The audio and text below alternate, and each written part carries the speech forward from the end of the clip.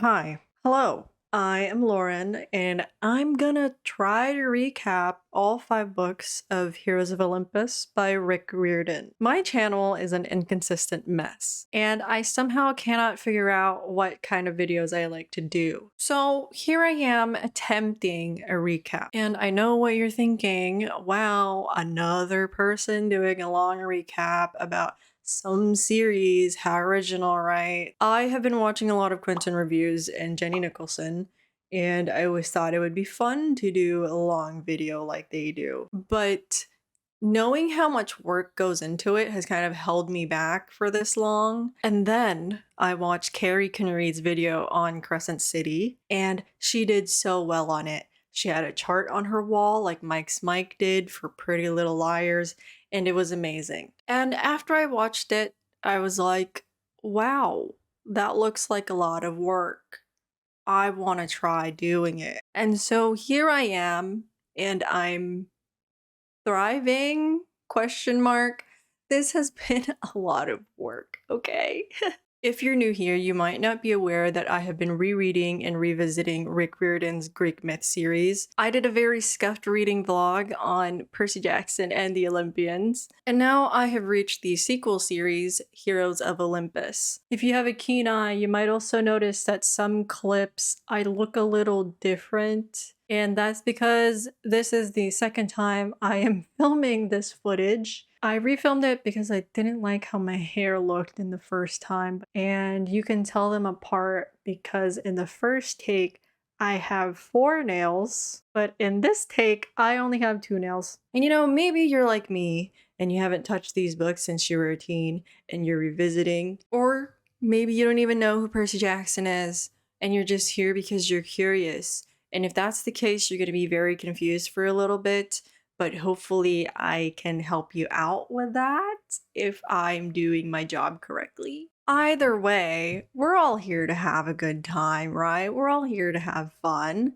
So if you got this far into the video, buckle up, grab a seat, and get comfortable because you and me are gonna be here for a very long time.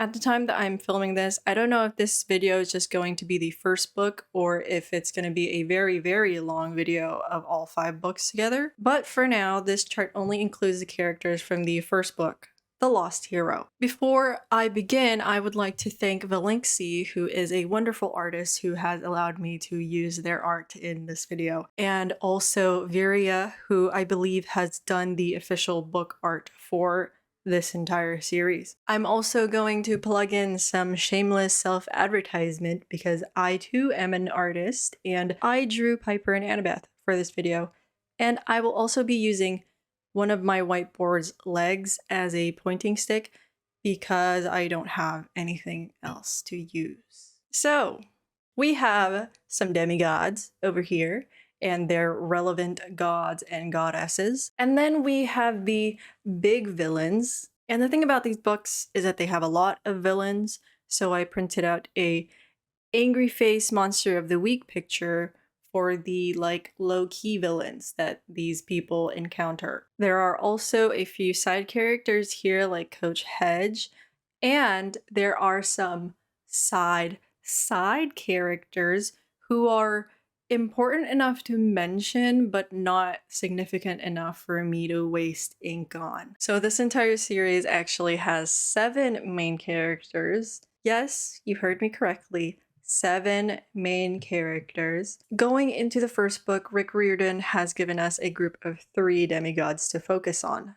Thank God. And so these demigods will be connected to their respective godly parents. These will be the typical Greek gods that you might know if you have some prior knowledge about Greek myths. But Rick Riordan has put a twist in this series. He has introduced both Greek gods and Roman gods. So there is a Greek side and a Roman side. The gods have Roman alter egos. They are originally Greek, but when the Romans started conquering and having an empire, they turned the gods Roman. And obviously, the Roman gods are pretty different from their Greek counterparts. Sometimes the gods kind of like switch to their Roman aspect depending on the context of the situation. Imagine you're a god, and sometimes you're just like feeling a little quirky, gonna change forms, and then you change forms, and it kind of feels like a headache, or sometimes you don't even have control over it.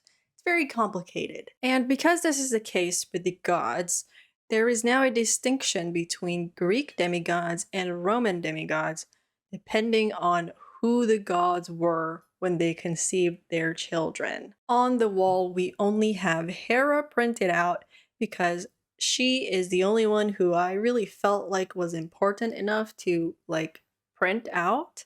Now, Hera slash Juno is the goddess of marriage slash union. She is the queen of the Olympians, and she has a big role in this book. She's like basically the god that shows up the most here. Because she's going to be switching forms a lot for the sake of continuity and to avoid confusion, I will always just refer to her as Hera instead of Juno. And then we also have Gaia, this angry Minecraft block dirt right here. Gaia is essentially Mother Earth.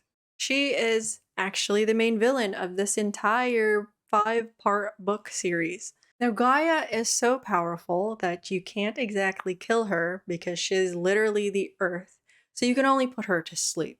So right now, she's asleep. Now, Gaia has a lot of children, right? Gaia's children are purple string here, big bad giants, and also normal giants. These giants are doing her dirty work for her. And these giants can also only be killed if a demigod and a god work together. These giants are going to be the direct bad guys in these books.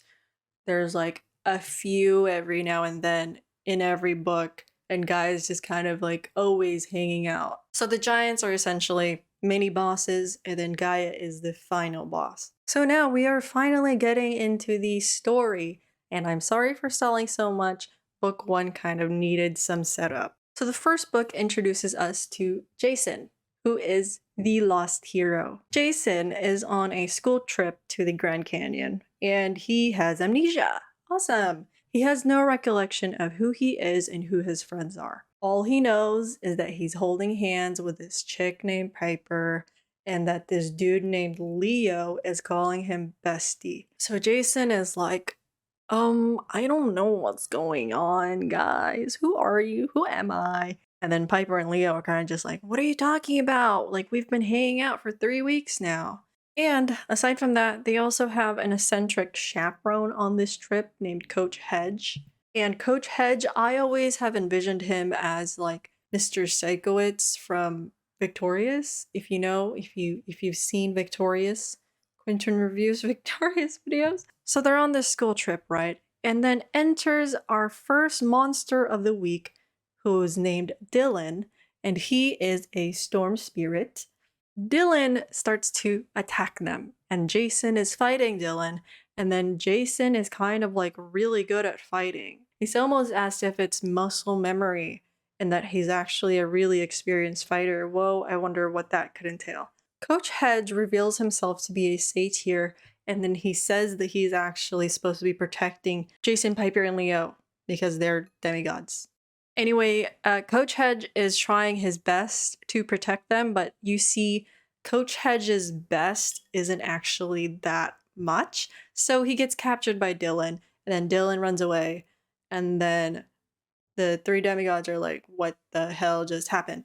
So after Hedge is captured and Dylan flees, there comes rolling in a flying chariot, which has Annabeth Chase on it.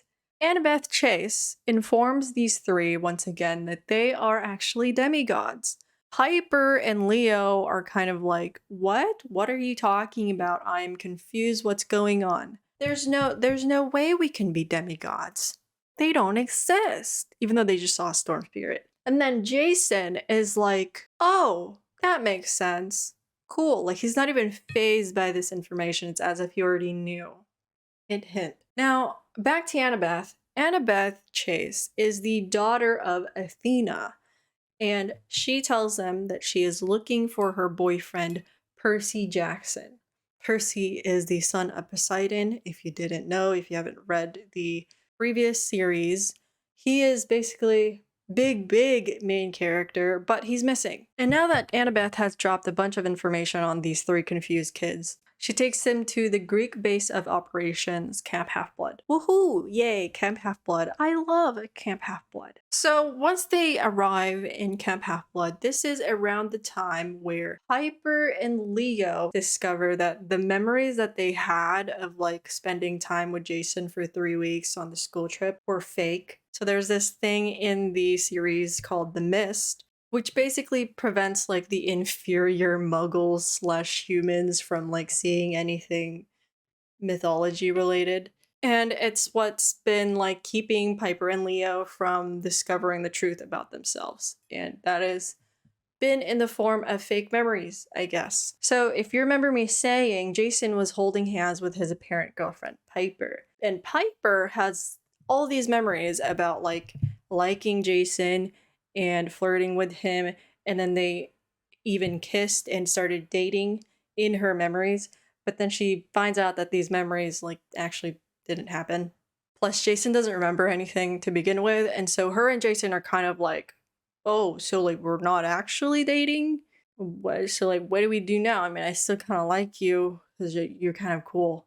I guess we're not dating. And then Leo has memories of Jason being his best friend, and I guess that could still happen. And so they're still cool with each other. You know, they're still besties. So at the camp, the trio kind of branches off into their own little mini adventures while figuring out like who they are. The moment that Jason stepped onto Camp Half-Blood, he immediately felt like he was on enemy territory. And that is true because Jason is actually a Roman demigod, not a Greek demigod. Once the group separates, Jason has to go and talk to Chiron, who is the centaur, famous centaur who has trained a bunch of demigods. And the person that escorts him is this girl named Drew. She is a daughter of Aphrodite, and she starts to flirt with him. The way I envision Drew is that like she's a Euphoria character, because the book explains her as having like very colorful eyeliner.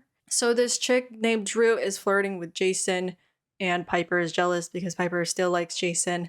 And I am tempted to categorize Drew as a monster of the week instead of a side character because she's just a big bitch. No one likes her. Eventually, Hera goes and gives Jason a vision. So this purple line here connecting Jason and Hera is like huge, important, like very important. Hera essentially tells Jason, she's like, hey, I have stolen your memories because you need to not know who you are in order for you to fulfill your purpose in my great plan. And Hera also tells Jason, by the way, I need you to free me from my cage because you are my champion. Yeah, so Jason now knows that he needs to free Hera from some sort of prison / cage.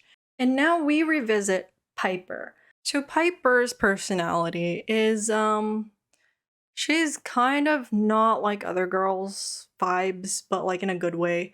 She basically just doesn't really like to present herself in a typically pretty way. She has cut her hair uneven, and like she doesn't exactly dress like how like a typical pretty girl would dress either. She really likes to wear ski jackets, and she's just cute, okay? She's just cute overall. So Piper's backstory is that she and her dad don't exactly have the best relationship. They still are on good terms and they hang out and stuff, but her dad is a famous movie star, so he kind of doesn't have time for her. Piper has spent the majority of her life trying to do things to get her dad's attention. And Piper also has this ability called charm speaking, where she can basically tell anyone what to do and they'll do it. And in the past it has gotten her in trouble for like stealing stuff from stores because she would accidentally tell people to give her stuff and they would actually do it, and like that is stealing. When they get to Camp Half-Blood, Piper splits off with Annabeth and they are kind of bonding, you know? And Piper at one point even says that she would be very alright with being a daughter of Athena and being Annabeth's sister, which I thought was extremely cute. So Annabeth and Piper find themselves walking into Miss Hera's cabin, which is like empty because Hera doesn't have any demigod children. And while they are in Hera's cabin, they encounter Rachel Elizabeth Dare, your girl Rachel Elizabeth Dare. Rachel is the Oracle of Delphi. She is Camp Half-Blood's resident oracle. She like says all the prophecies and stuff. And she's a little quirky, she's a little hippie. I love her. And while they're there, Rachel low-key gets possessed by Hera, who talks to Piper through Rachel. And then after that happens, Piper has a similar vision like what Jason had, where Hera tells her, hey, I need you to free me from my cage. But Hera is also warning Piper. She's telling her, you better not betray me. Now you're probably asking, why would Piper betray Hera? She didn't even know that she was real like 3 days ago. Piper's dilemma is that she has been getting recurring nightmares that her dad is in trouble. And now that she is finding out about all this information about like mythology and stuff being real, she has figured out that like her dad is actually in danger. So Piper's dad has been captured by a giant, our first giant. This giant has been giving her nightmares and is telling her, I need you to betray your friends if you want to save your dad. While this giant is threatening her dad, Hera is also threatening Piper not to betray her. So like Piper is now getting threatened by two very powerful beings, and she's kind of just like, what the hell do I do? Like, what do I do, you know? And since this is a teen book series, Piper keeps all this information to herself and she doesn't ask for help. And then we switch back to Leo. Leo is this comedic relief Tinkerbell type character. He gets claimed by Hephaestus early on, and he gets to hang out with his siblings back at the Hephaestus cabin. So Leo, just like any other child of Hephaestus, is very good at making things. And once they get to the cabin, his siblings tell him, hey, we've kind of had this like bad luck curse for a while now. We just wanted to warn you about that because we kind of lost a big mechanical dragon who we're having trouble catching. And then Leo is like, why are you guys having trouble catching this dragon? Aren't children of Hephaestus supposed to be like immune to fire and like you're supposed to be able to control fire? And then his siblings are like, oh, that only happens like every century or so. They're pretty rare and special and dangerous. And of course, because Leo is a main character, he is that special child. He is immune to fire, and he can control fire. He's essentially a firebender if firebenders were immune to fire. So you're thinking like, oh, very cool. Why doesn't Leo tell his siblings that he has these abilities? The thing is, Leo isn't very proud of his fire abilities because in the past, this big fire killed his mother, and he kind of accidentally caused it because Gaia, in her slumber, had provoked Leo, and Leo, not knowing what was happening, kind of freaked out and he didn't have control over his fire. He accidentally kills his mom. Also, Leo can't catch a break, and he finds out that Hera has been his, like, long-term tia from his childhood and that she's actually been meddling in his life ever since he was a baby. Now, as you can see, Hera has now interacted with all three of our main characters, and it's not in like very good ways. She's kind of like trying her best to manipulate their lives in order to fit in with her agenda, and it's honestly kind of annoying. I mean, she just straight up stole Jason's memories and then implanted fake memories into Piper and Leo, and that's not cool. So remember the missing mechanical dragon that his siblings were having trouble catching? Well, Leo manages to catch it, and he fixes its wiring, and now it's his pet dragon, and he names it after his dad, Festus. Festus will be one of our side characters, and honestly, Festus is pretty important, and I should have printed him out, but it's too late now. Later that night, the entire camp has a bonfire where like they talk about important stuff. Jason has told Chiron that Hera is telling him to free her. So Chiron has also told your girl Rachel Elizabeth Dare, and since Rachel is the Oracle, she has some pretty big prophecies to say. at the bonfire. Rachel reminds everyone of this big prophecy of the seven that appeared in the previous Percy Jackson series. And it's kind of like this thing that reminds readers, like, hey, this is a thing, remember? Prophecy of the seven should be up on the screen. And while Rachel is reciting the prophecy of the seven, Jason surprisingly and rudely interrupts her by finishing the last few lines in Latin. And this makes everyone freak out. Other people are like, why did he just speak Latin instead of ancient Greek? Who is this guy? And so people start accusing Jason and they're like, who even are you? Why haven't you been claimed, bro? And then Jason surprises everyone by like revealing that he has already been claimed long ago. And then he has his spear and he goes like that and he does some like Zeus magic and he's like, I'm the son of Jupiter. And he's like, oh wait, this is a Greek camp. I'm the son of Zeus? And so everyone is like gagged because the big three aren't supposed to have a children. There was like this pact that was made between them in the Percy Jackson series. And it's a pretty big deal for like Zeus to have another kid outside of that pact. And so I'm actually going to read this scene out loud to you from the book because it is honestly so funny. Why hasn't he been claimed? Somebody yelled from the Ares cabin. If he's so important, he has been claimed. Chiron announced. Long ago.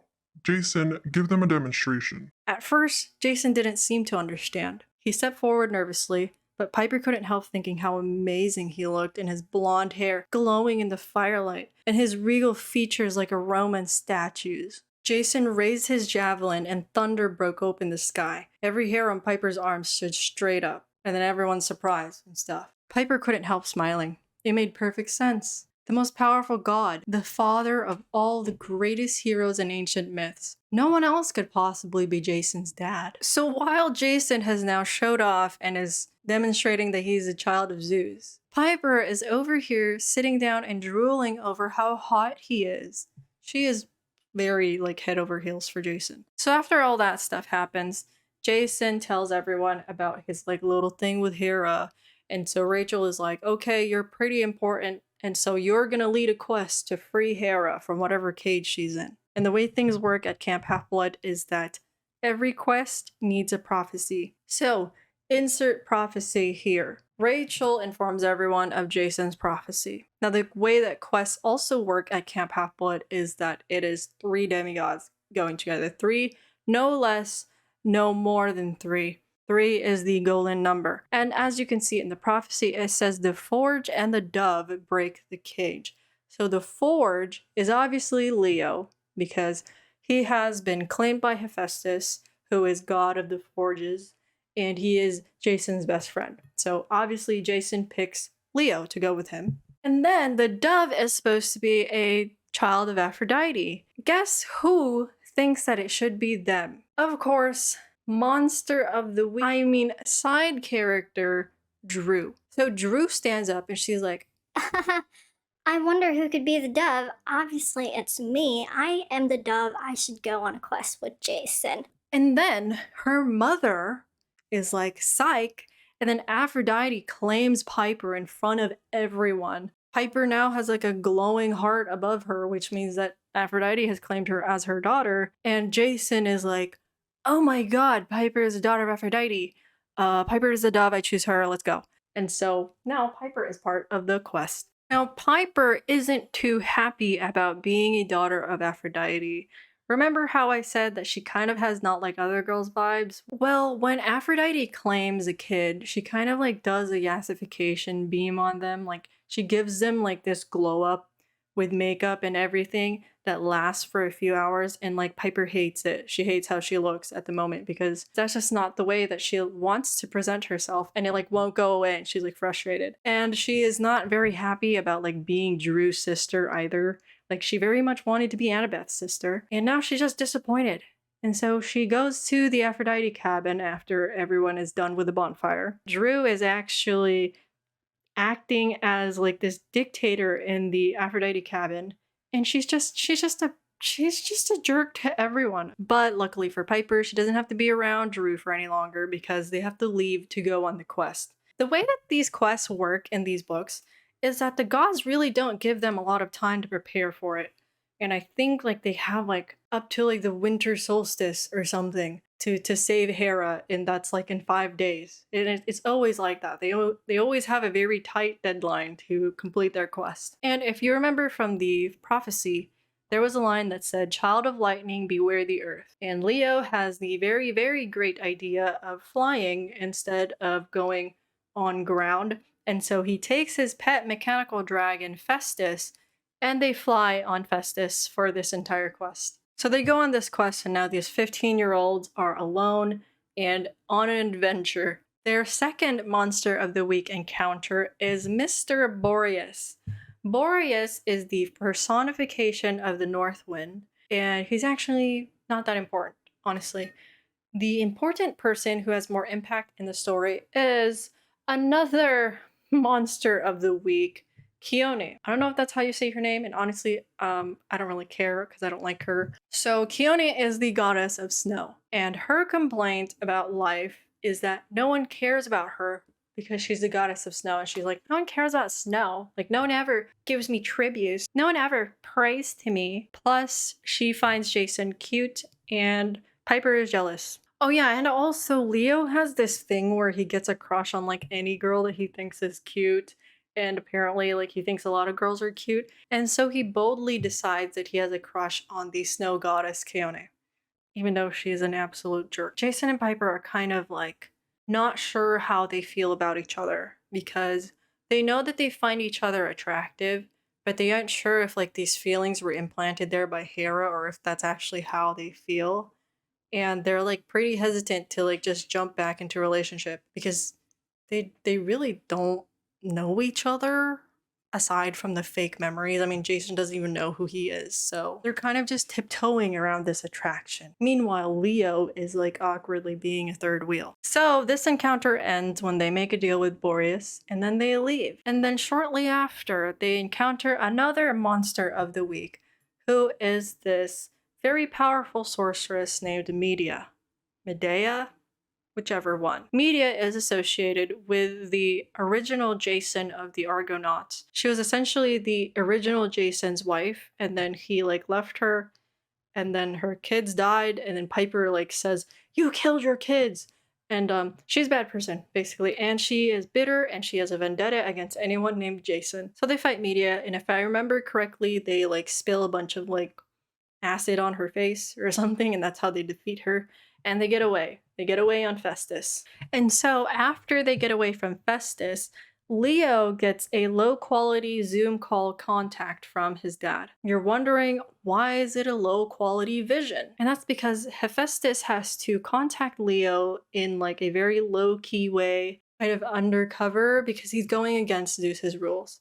Zeus has set up this no contact rule between Olympus and the demigods because his pride has been butthurt. And he's kind of like in a mood where he's like, you know what? I don't need the demigods' help. We're gods. We're powerful enough to do things without them. And so he has established this no contact rule that no one really follows. I mean, Hera escaped Mount Olympus and then got herself captured.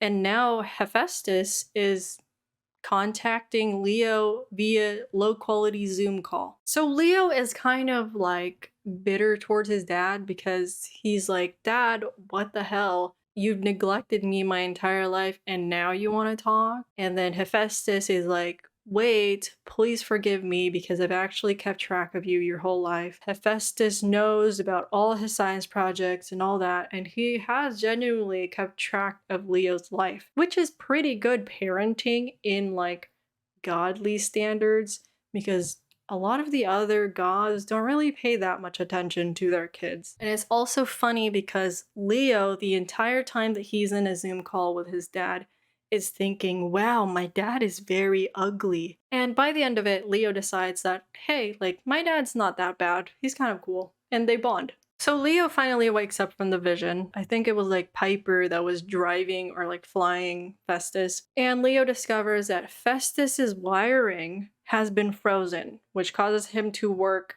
not efficiently. And then, to make matters worse, they run into this mansion that has lasers. Since Festus can't fly very well since like his wiring is frozen, Festus gets hit by lasers and manages to maneuver in a way where he gets hit and like none of the demigods get hit. Festus essentially sacrifices himself. Festus, the dragon, is dead. So obviously, Leo is very, very sad about Festus dying, right? Luckily, Festus's head is intact, and Leo takes the head and he prays to his dad, Hephaestus, and he's like, "Can you please take my dead dragon's head back safely to Camp Half-Blood?" And so after he does that, this very heavy dragon head just like floats in the sky as if it's as light as a feather, which indicates that Hephaestus is helping out and he's taking the head to Camp Half-Blood. So now they have essentially crash landed onto someone's yard, like this big old mansion's yard that had lasers for some reason. So, like the smart demigods that they are, they decide, let's just go inside the mansion and enter Monster of the Week once more. We have King Midas, which is the guy that like turns people to gold if he touches you. Media? King Midas? Aren't all of those like people who died in the Greek myths? Apparently, Gaia and her giants, they have figured out a way to bring back people to life. Media was calling Gaia her patron, and she has brought her to life, and King Midas has also been brought back to life by Gaia and her minion. Coach Hedge, remember Coach Hedge? He was captured by Dylan the Storm Spirit. Well, Coach Hedge is here for some reason. King Midas turns Piper into gold, and they're kind of freaking out because Piper is gold now. King Midas gave them some very, very useful information on how to cure being turned into gold, and it is water. So Jason's big brain plan is to cause a storm. He like breaks the ceiling so that all the water comes pooling into the mansion. So all the statues around King Midas, who he turned into gold, get hit by the rainwater, and then they convert back to humans. And so now King Midas is surrounded and they attack him. And so Jason and Leo escape with Coach Hedge and Piper's golden body. Meanwhile, King Midas is getting murdered by people Julius Caesar style. And their solution to turning Piper back into Piper and not Golden Piper is dipping her into a river. Because they have dipped her into a river, Piper is very cold. So it's the perfect opportunity for Jason to cuddle with her to like bring her warmth. You know, like Jacob from Twilight style cuddling Bella. Meanwhile, Leo is just sitting there feeling very awkward as a third wheel. So since Piper has had this like near-death experience, she decides that it's finally time to tell her friends about her dad's situation, and she finally asks them for help. So Piper is like, "Hey guys, my dad has been captured by this giant named Enchiladas, and he's telling me to betray you in order to save him." And Leo and Jason, being great friends, are like, "Of course we're gonna help you. Even though we have a deadline to save Hera. Who cares about her, right? Let's save your dad first." Wow, problem solved, right? She was worried about nothing. And at this point, Jason is no longer like 100% an amnesiac. Like maybe he's only 60% an amnesiac. He's regained some of his memories back, but not everything. And he has remembered that he has a sister named Thalia, and his last name is Grace. Thalia's last name is also Grace. So there's this other monster of the week. I forgot his name. It might have been Lycaon. Thalia and her hunters of Artemis save them from the wolves. So Thalia is a character from the Percy Jackson series. She is daughter of Zeus, and afterwards she became the leader of Artemis's hunters. And so Thalia is supposed to be 6 years older than Jason, but she died and got turned into a tree at one point, which stopped her from aging. And then after she got turned into a tree in the Percy Jackson series, she joins the Hunters of Artemis, which also stops her from aging. So now she's forever 15. And Jason is also 15, so it's like kind of weird for them because like the last time that Thalia saw Jason was when he was 2 years old. Jason sits down with his sister and he basically wants to know the tea. He wants to know about his past. Thalia tells Jason, "Well, I kind of thought you were dead because our mom took you when you were 2 years old and like brought you somewhere and then you never came back after that." Which is perfectly reasonable to think that like your mom killed your brother, right? Turns out that their mother gave 2-year-old baby Jason to Juno, aka Hera, who was in her Roman aspect, Juno, because Jason is a Roman demigod. So Zeus banged Thalia's mom as Zeus. And then 6 years later, he came back as Jupiter and then conceived Jason. Thalia also tells them that she is also looking for Percy Jackson because her and Percy Jackson are friends. With this reminder that there's this guy named Percy Jackson who is missing and he's the son of Poseidon, the gears in Jason's head are turning. Okay, Jason is putting things together and he's like, if I am a Roman who was put into a Greek camp without my memories, then Percy was probably put into a Roman camp also without memories. And of course, because characters don't like to share useful information that they have figured out, Jason doesn't tell anyone this like realization. Some stuff happens and I forgot specifically what it was, but they end up on an ice bridge and they're with Thalia and their plan is to stick with Thalia until they find Hera and she's going to help them.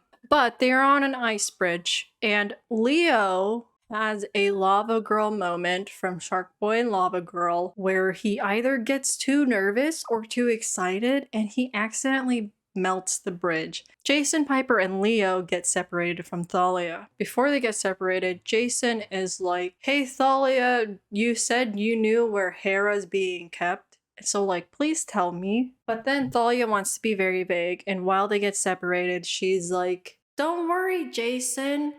You know where it is. You've been there. Just remember. And like, I feel like that's a very bad thing to do, to just like tell an amnesiac to just simply remember. So Thalia, like shit, like kind of wasn't helpful here. Anyway, Jason is like, what the hell? How am I supposed to remember that? And they move on. So the trio eventually makes it to another monster of the week, Aeolus, who is the keeper of the winds. And this guy, since he's the keeper of the winds, he is basically Boreas's boss. And you remember the deal that they made with Boreas? That essentially was like Boreas telling them, hey, if you go to my boss, I need you to tell him that like I've been doing a good job. He just wants a good rep with his boss. So they tell Aeolus about Boreas and he's like, oh, okay. And Aeolus doesn't seem like a bad guy at first. Even helps them out by telling them the location of Piper's dad. And he gives Leo this like drawing of a warship that Leo had drawn when he was a kid. And he's like, hey, the gods are giving this back to me because it's finally useful to you. Keep it. And he's like actually helping them. But then Big Bad Gaia gives Aeolus a threat. And Aeolus is like, oh snap, I'm very scared of this Earth lady. And so now I have to like fight you guys. And so Aeolus basically blasts them into the air like Team Rocket. Now they're just like, what the hell? And while they're falling in the air, Aphrodite saves them. And while this all happens, Piper gets a vision from her mom. Now Aphrodite is just contacting Piper because no one wants to follow Zeus's no contact rule. And Aphrodite basically just teases Piper about Jason. And she also tells Piper, hey, I know your dad is getting tortured by giants right now, and that's gonna cause some serious PTSD. So I need you to give him this potion that erases his memories of everything that's happened. And Piper is like, okay, mom. Then after that, Aphrodite does some like magic and like zaps them to a cafe. And bonus, she has also given them some makeovers. She's even given Coach Hedge a makeover. The only person that she didn't really touch is Jason because she thinks that Jason is already perfect. And I thought it was very cute how Aphrodite gave Piper a ski jacket for an outfit. And it's like a very good indication that Aphrodite isn't forcing Piper to like be a typically pretty girl. Like Aphrodite is a goddess of beauty, so she still respects Piper's idea of beauty and how she wants to present herself. She gives her a ski jacket and Piper is like, oh, thanks, mom. So after they get makeovers from Aphrodite, they head over to where Piper's dad is being held by enchiladas. And I know I've been saying enchiladas this entire time, even though it's probably not said like that, but I think it's just funny to keep saying enchiladas. So while they're there, fighting ensues. Enchiladas summons some minions, which Leo fights. Jason fights Enchiladas in a 1v1 style. Meanwhile, Piper is trying to free her dads from his shackles. Leo almost dies, but Piper saves his life by killing the minion that almost killed him. Jason is fighting this giant Enchiladas, and he's kind of struggling because if you remember from the beginning of this video, I said that giants can only be killed if a demigod and a god work together. Jason is just one demigod. He's like stabbing Enchiladas and like zapping him with lightning and doing everything that he can to like injure him, but nothing's happening. And Jason is like, what the heck? There's even this very big moment where Jason's cool spear gets broken and then there's an explosion and like Jason thinks that maybe he did kill Enchiladas, but no, Enchiladas is still alive. And so Jason is getting desperate and he's like, okay, I need a god. And so he prays to his dad, Jupiter / Zeus. And he's like, Dad, I know like that you haven't really talked to me like my entire life, but I really need your help right now to kill this dragon. And apparently even Zeus doesn't really want to follow his no contact rule, and so Zeus sends down a lightning bolt. He helps Jason kill Enchiladas, so now Enchiladas is dead, and they have saved Piper's dad. But despite Piper's dad being saved, he is a hot mess. He is traumatized, and so Piper gives him the potion that Aphrodite so kindly provided her, and her dad drinks it. Piper is kind of like conflicted about this erasing her dad's memory thing because once her dad had found out the truth about Piper, their relationship was like vastly improved.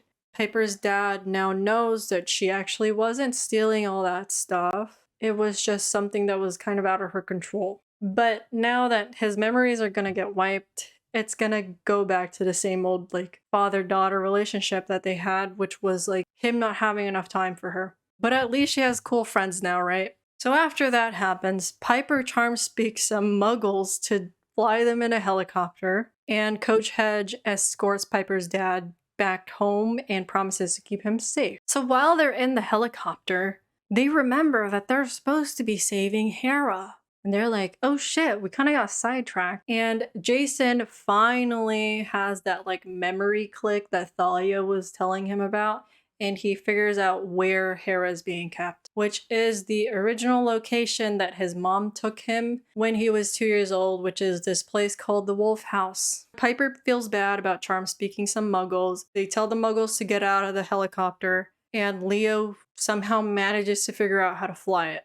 And so they go to the Wolf House and they find Hera. So once Hera sees them, she is like yelling at them. She's like, hurry up and free me from this cage, you demigods. She's so grateful, right?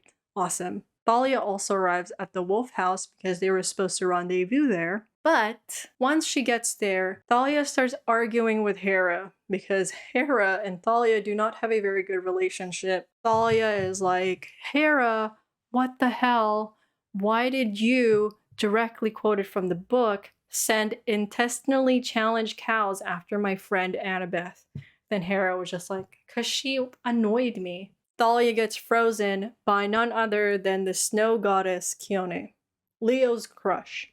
Kione, our monster of the week, Kione, comes in and has like this very evil monologue revealing that she was in fact the one that froze Festus's wiring and caused him to die. Leo is very, very mad at her and he decides, I don't like you anymore. I'm going to fight you.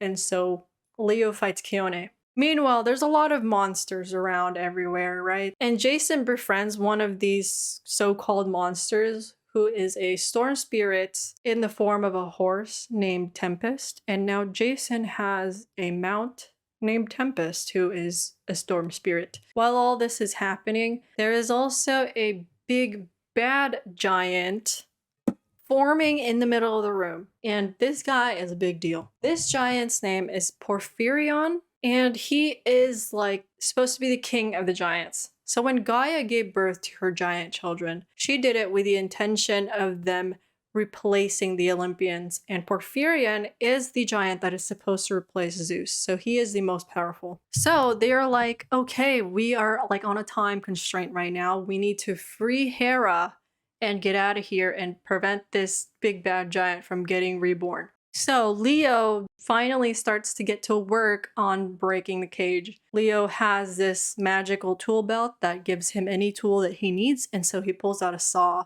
and he starts sawing at the cage. And then they remember that the prophecy says that the forge and the dove break the cage together. Leo is like, Piper, get over here and help me.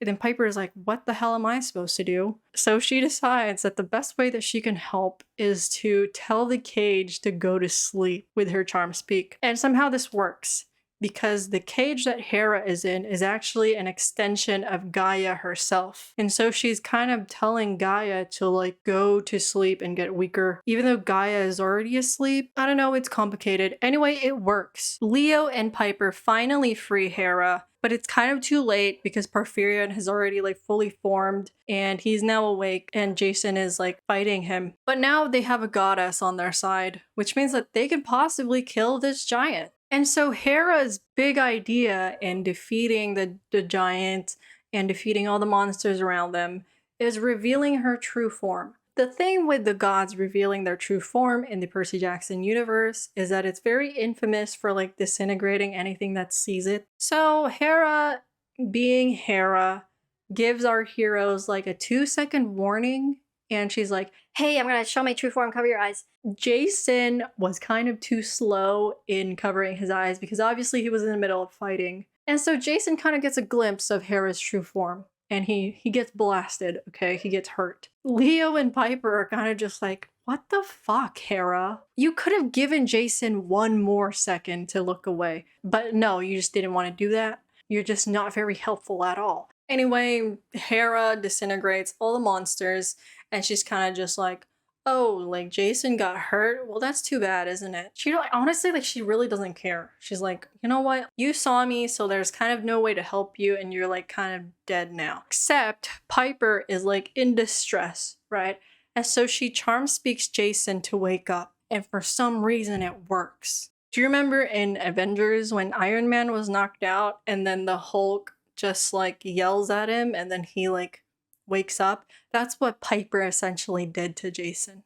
So the monsters are all disintegrated because they got Thanos snapped by Hera, except Porphyrion actually survived and got away. Then they all want answers from Hera, and the most that she tells them is that her great plan involves the Roman demigods and the Greek demigods getting along together. So Hera zaps them back to camp with her goddess magic. Back at camp, they all tell everyone what happened. Jason and Piper decide that they like each other enough to actually officially start dating, like for reals, not fake dating. Piper goes back to the Aphrodite cabin and starts a revolution and basically overthrows Drew.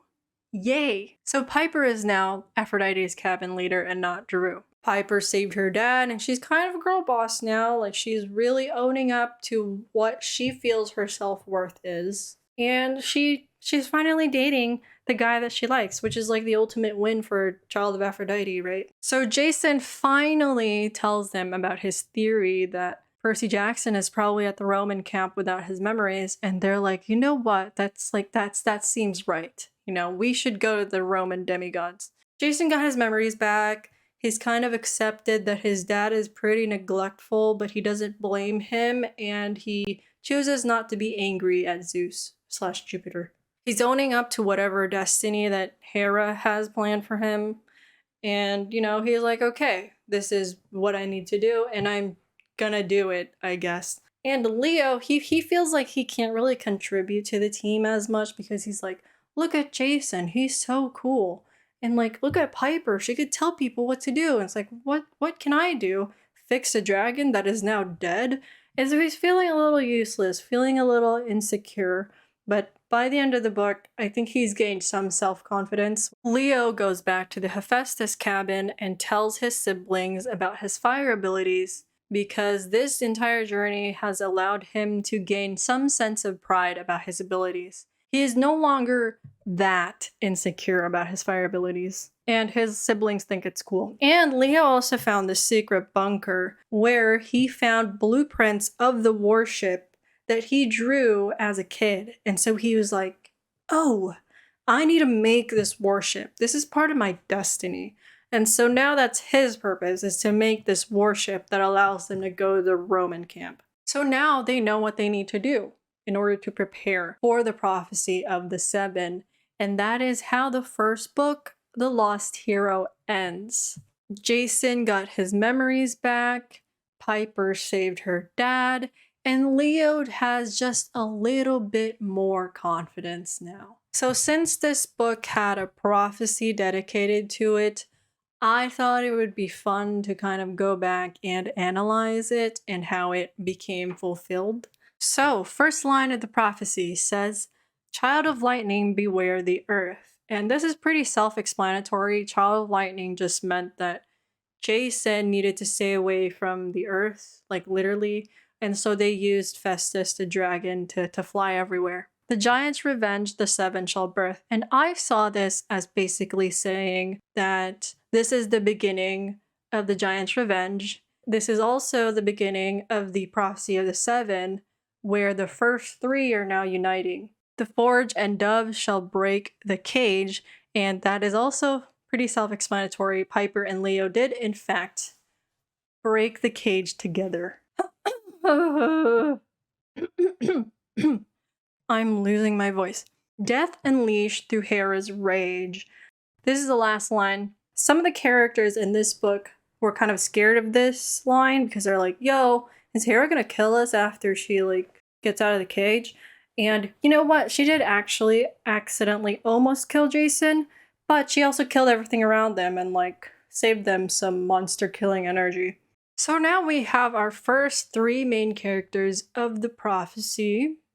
We have Jason, who is essentially a very cool leader and child of Zeus who can do cool zip-zap magic. We have Piper, who is daughter of Aphrodite, not like other girls, but in a good way because she's still kind of like other girls. And then we have Leo, child of Hephaestus, firebender, who is a pretty insecure arsonist, and he likes girls. And obviously, Percyjackson, missing Percyjackson, is also going to be part of the prophecy of the seven.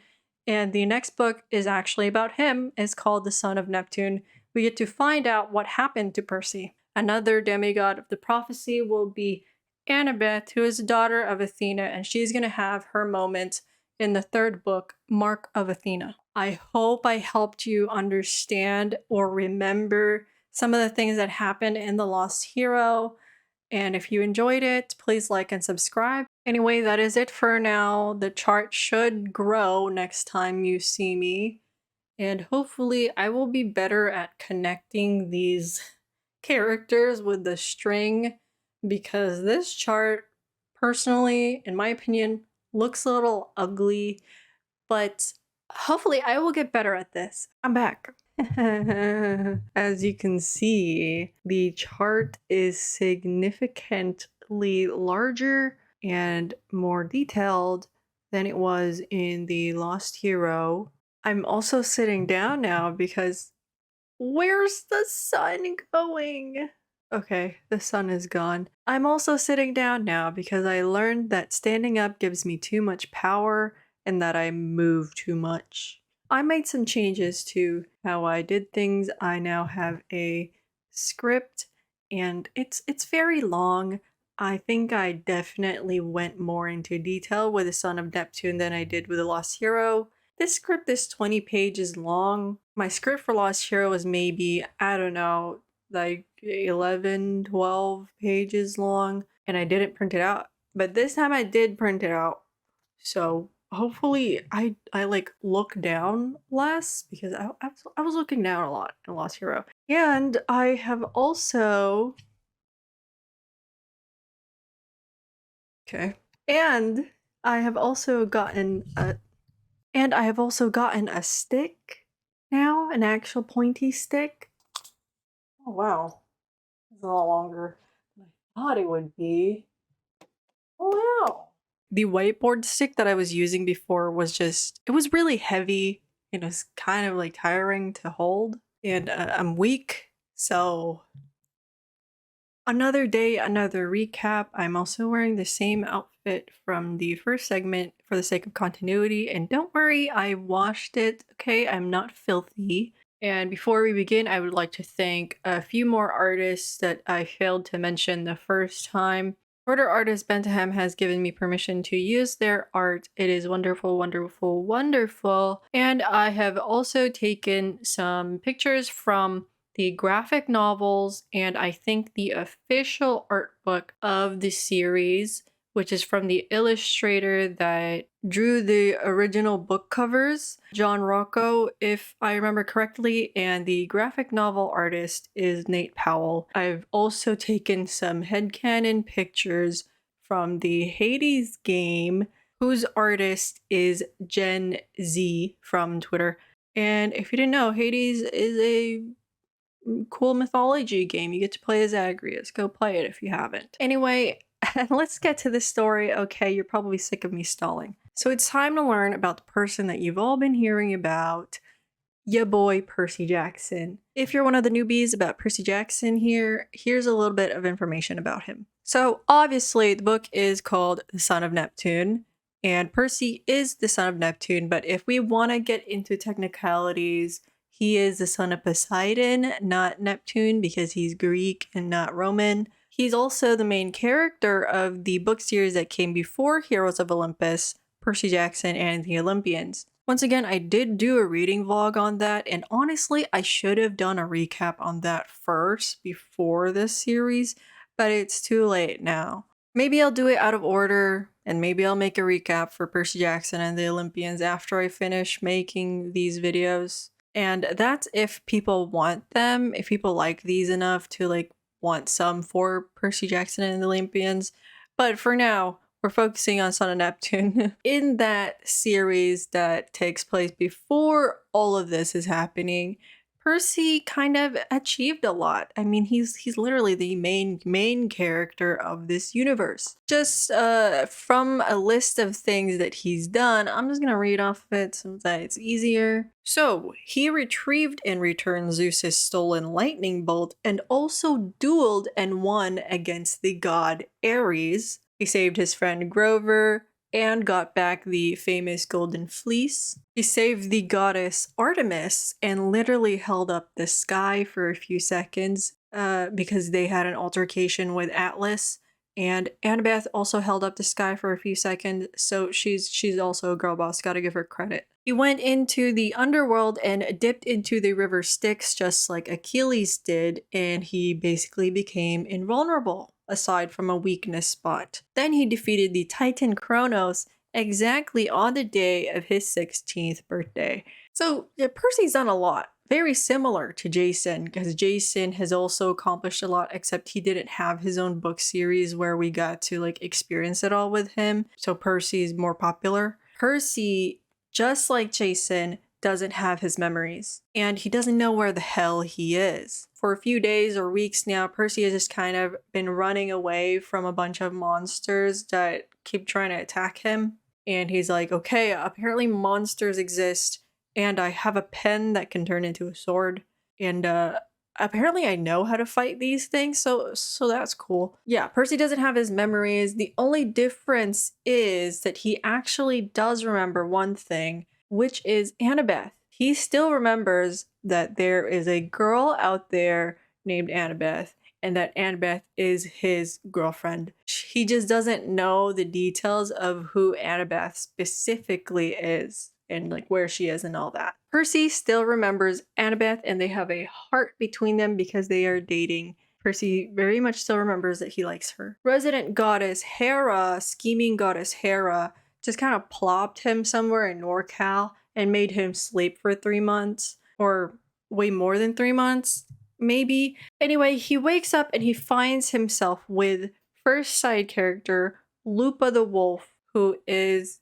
the Roman equivalent of Chiron. So the same way that Chiron trains demigods at Camp Half-Blood, Lupa the wolf trains demigods in preparation to go to Camp Jupiter, which is a Roman camp. Lupa is definitely more strict. I mean, she like trains them and then kind of just leaves them to like go do whatever they want with their life. She doesn't really lead them anywhere, whereas Chiron is actually there with them at camp and like actively directly training them for years and years and years. I think Percy was just with Lupa for I don't know, like a week, a couple of weeks, or a few months. I don't. The time gets weird in these books. So then Lupa tells Percy, "I need you to go to camp, okay? Like you're not my business anymore. You need to go to camp." And Percy's like, "Okay, I mean, you didn't really tell me where this camp is, but I guess I'll go." So Percy's running away from monsters, and then he comes across this tunnel. His instincts tell him, okay, I think this is the place where I'm supposed to go. Like, if I go through that tunnel, that's probably where the camp is. So Percy gets attacked by the same monsters that have been chasing him for a very long time, and these are our first monsters of the week. Oh god, where is it? These are our first monsters of the week. The Gorgon sisters. I don't remember their names. I didn't write it down because they're kind of like they're kind of insignificant. But anyway, they are Medusa's sisters.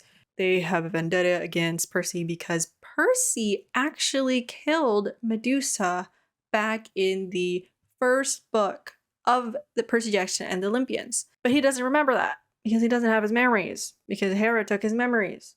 And the problem that we have with the monster of the week, the Gorgon sisters, is that Percy has actually killed them multiple times, but they keep coming back. And he's like, why can't you stay dead? Remember, Minecraft Dirtblock Gaia and her minions have taken control of the Doors of Death, and a lot of monsters are just kind of coming back to life now because they're able to just walk through those doors again and be resurrected. And in the same way that Percy has tried to kill the Gorgons have tried to kill Percy multiple times. They're like hitting him and slashing him and shit, but nothing's working. This is because Percy is invulnerable. You guys remember Achilles from the Trojan horse story? Percy is just like him. Percy has bathed in the river Styx and he has become invulnerable except for his Achilles heel. Percy can't die unless someone specifically targets his weakness, and so the Gorgons are like, what the fuck? Like, why can't I kill him? Like, blah, blah, blah. So while Percy's running to this tunnel, he sees this like hippie old lady is obviously going to be in trouble if he doesn't help her because the Gorgons are chasing him. The lady is like, hey, pick me up. And then Percy's like, okay. And then he's carrying the old lady now while he's running away from the Gorgons, running to the tunnel. And the old lady is like, my name is June. If you have a brain, you already know who this is. So June is like, so percyjackson, you have a choice, son of Neptune. She says, you can either run to the shore, to the sea, and be safe from any monsters, and you'll be safe for eternity. Or you can keep running towards that tunnel, cross the river that is blocking the path, get rid of your protection from like the Achilles' heel thing, and you're going to be entering a life of danger, but you'll be saving your friends and family. And so Percy chooses to save his friends and family, and he crosses the river. His protection that he got from the river Styx and his Achilles' heel is gone. Percy is now a normal demigod, and he can get killed by any injury. While Percy's running towards the tunnel, there are two other demigods who are guarding the tunnel, and these two demigods are our new characters, Frank and Hazel. And they're wearing purple because the Roman camp's color is purple, while Camp Half-Blood's color is orange. That's why Annabeth and Piper and Leo are wearing orange. And don't ask why there's two Leos. We will get to that later. So Frank and Hazel are helping Percy out, and they're like, oh shit, someone's in trouble. I gotta go help him out. So Frank goes and helps Percy out, but then Frank gets captured by the Gorgons. And then Percy does some good old water bending from his powers and he saves Frank. And Frank is like, whoa, how'd you do that? You're so cool. So Percy finally kills the Gorgons, and for some reason they stay dead this time. And I guess when Romans fight monsters, the monsters drop spoils of war. Like the monsters drop loot, like this is a video game. And the Gorgons drop 2 vials of Gorgon blood. And Frank tells Percy Gorgon blood is infamous for having the ability to instantly kill you and also having the ability to instantly heal you. I think it's like the blood taken from the right side of the body is one of them, and then the blood taken from the left side of the body does the other thing. But the thing is, they have no way of knowing which vial is which. And Percy was kind of thinking, hey, if the Gorgon blood can heal anything, like any injury, maybe if I drink it, then I can get my memories back. But, you know, he's not going to risk that because he might die. Anyway, they get to camp and people are like, yo, who the hell is this guy? And who is this old lady that's with him? And then Percy lets June down, and then June turns into Juno, aka Hera, and everyone's like, oh my god, it's a goddess. So I guess for this part of the video, I will call Hera Juno because it's like a Roman-centered book. So I guess I'll call her Juno. So Juno tells everyone in camp, she announces that Percy is the son of Neptune. She also warns them that the god of death needs to be released by this day called the Feast of Fortuna, or they won't be able to kill monsters. And she tells Percy privately later on that he can only regain his memories if he completes like the trials and tribulations that he faces at camp, because she's testing him, because that's something that gods love and love to do, is test demigods. So now we are at Camp Jupiter. Camp Jupiter is the Roman version of Camp Half-Blood, but it's way different. So while Camp Half-Blood is treated more like a fun summer camp, Camp Jupiter is more like a military boot camp. They're very strict here. They call themselves a legion, like the entire camp literally considers themselves an army. So at Camp Half-Blood, campers are given a necklace of beads to represent the years that they've been at Camp Half-Blood, but at Camp Jupiter, they get an SPQR tattoo on their arm, another tattoo that is a band, a black band, to signify how many years they've been there. And SPQR stands for the Senate and the People of Rome.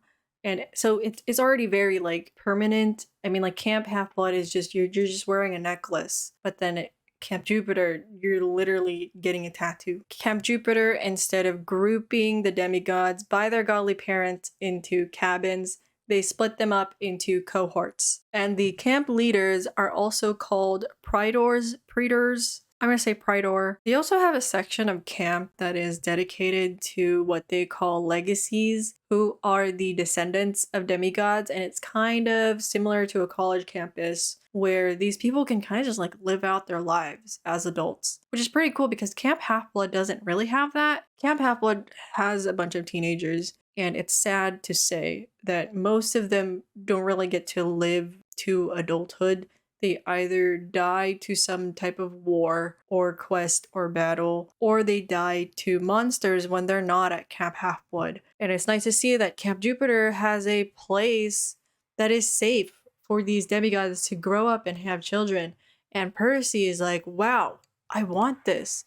And because he remembers Annabeth, Percy starts fantasizing about living his life out with Annabeth here at Camp Jupiter in this safe haven that they have. But who knows how Annabeth will feel about that, right? Anyway, so that's everything about Camp Jupiter. Well, not everything, but that's most of the things about Camp Jupiter. Camp Jupiter has a very strict entrance process.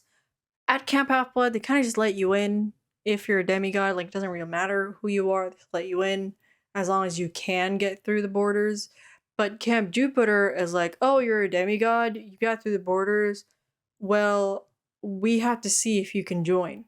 Like, there's still a process. And so Percy needs to go through this process. So one of the demigods that helped him at the tunnel, Hazel, helps Percy go through that process. She takes him to this guy named Octavian, who I will just go out and just say that he is a monster of the week. Okay, he sucks. He is not a side character. He is a villain. Octavian is a villain. No one likes him. Not even the Romans.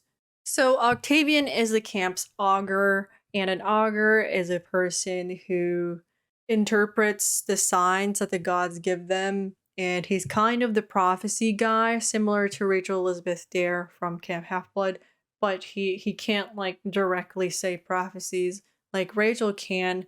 Octavian can just interpret prophecies from like a prophecy book. But then Octavian tells Hazel and Percy, "Oh yeah, I can't really like do the whole prophecy shebang because our prophecy book is missing." The way that Octavian interprets the signs, or the way he knows about the signs, is that he needs a sacrifice.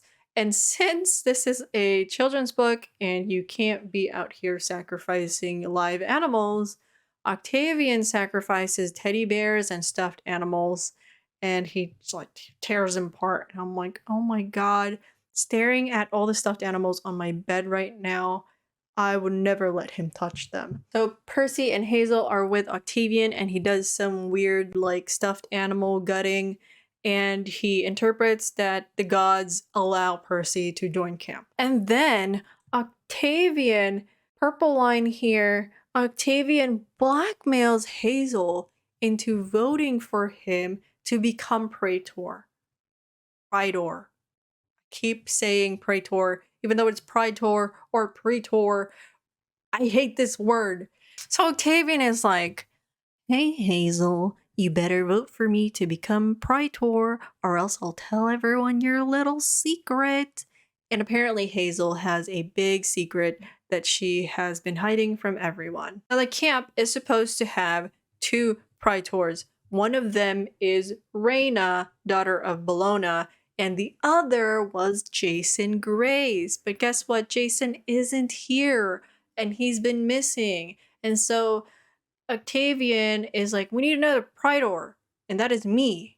I want to become praetor." But people have been delaying voting for another praetor because they still believe that Jason is out there somewhere, and they're hesitant to replace him when some people still believe that Jason can be alive. But Octavian is one of those people who he just wants power. He doesn't really care if Jason is still alive. I mean, he's probably hoping that Jason is dead so that he can snatch his spot as praetor. Octavian is just an annoying, scrawny, tall bitch, and no one likes him. I don't like him. Ugh. But anyway, before they finally leave the vicinity of nasty Octavian, he tells them that there is this prophecy of the 7 about 7 demigods doing something super amazing, and that Camp Jupiter has actually known about it for years now. Camp Half-Blood has only known about this for a couple of years, or maybe 1 year, but Camp Jupiter has known about this for a very long time.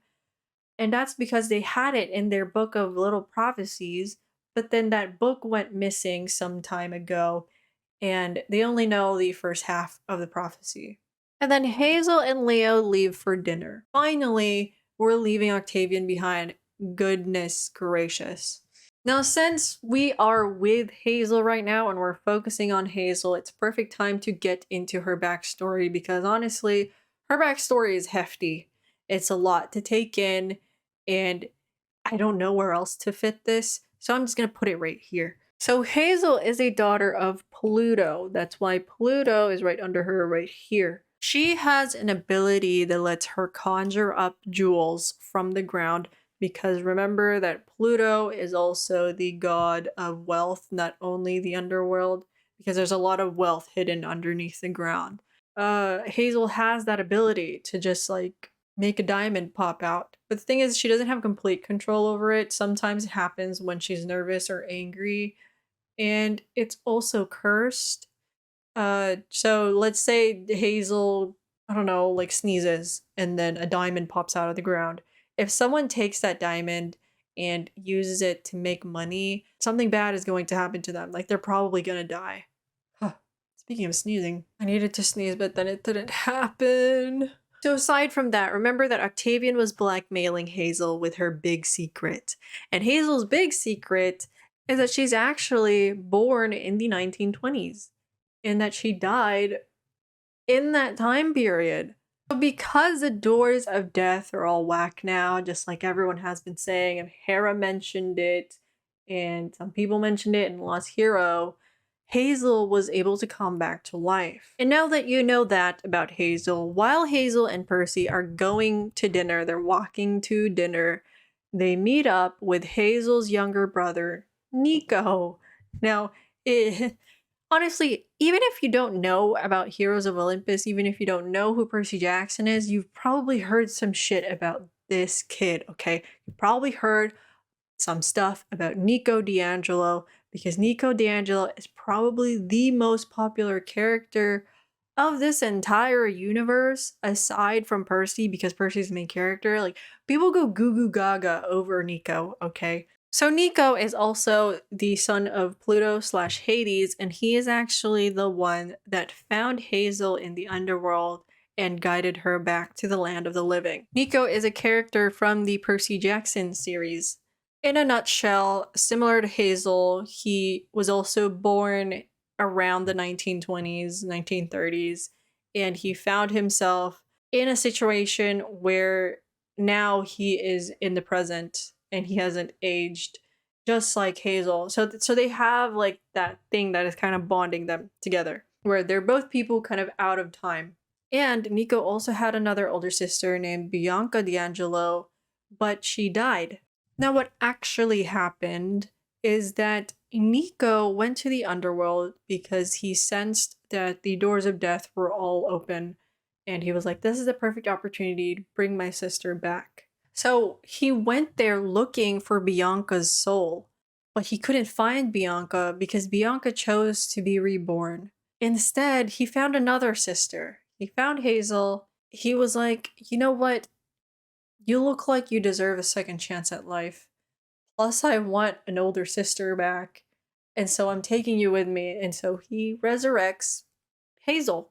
Hazel and Nico explain to Percy that the monsters that they kill keep coming back to life. And Percy experienced this firsthand with the Gorgons. They figure out that it's probably got something to do with what Hera said about freeing death, capital D, death, the god of death, Thanatos. So little boy Nico D'Angelo is acting a little weird around Percy, and Percy is also getting like weird vibes from him because he seems familiar, and Percy's like, you know, maybe I know this kid, maybe this kid knows me.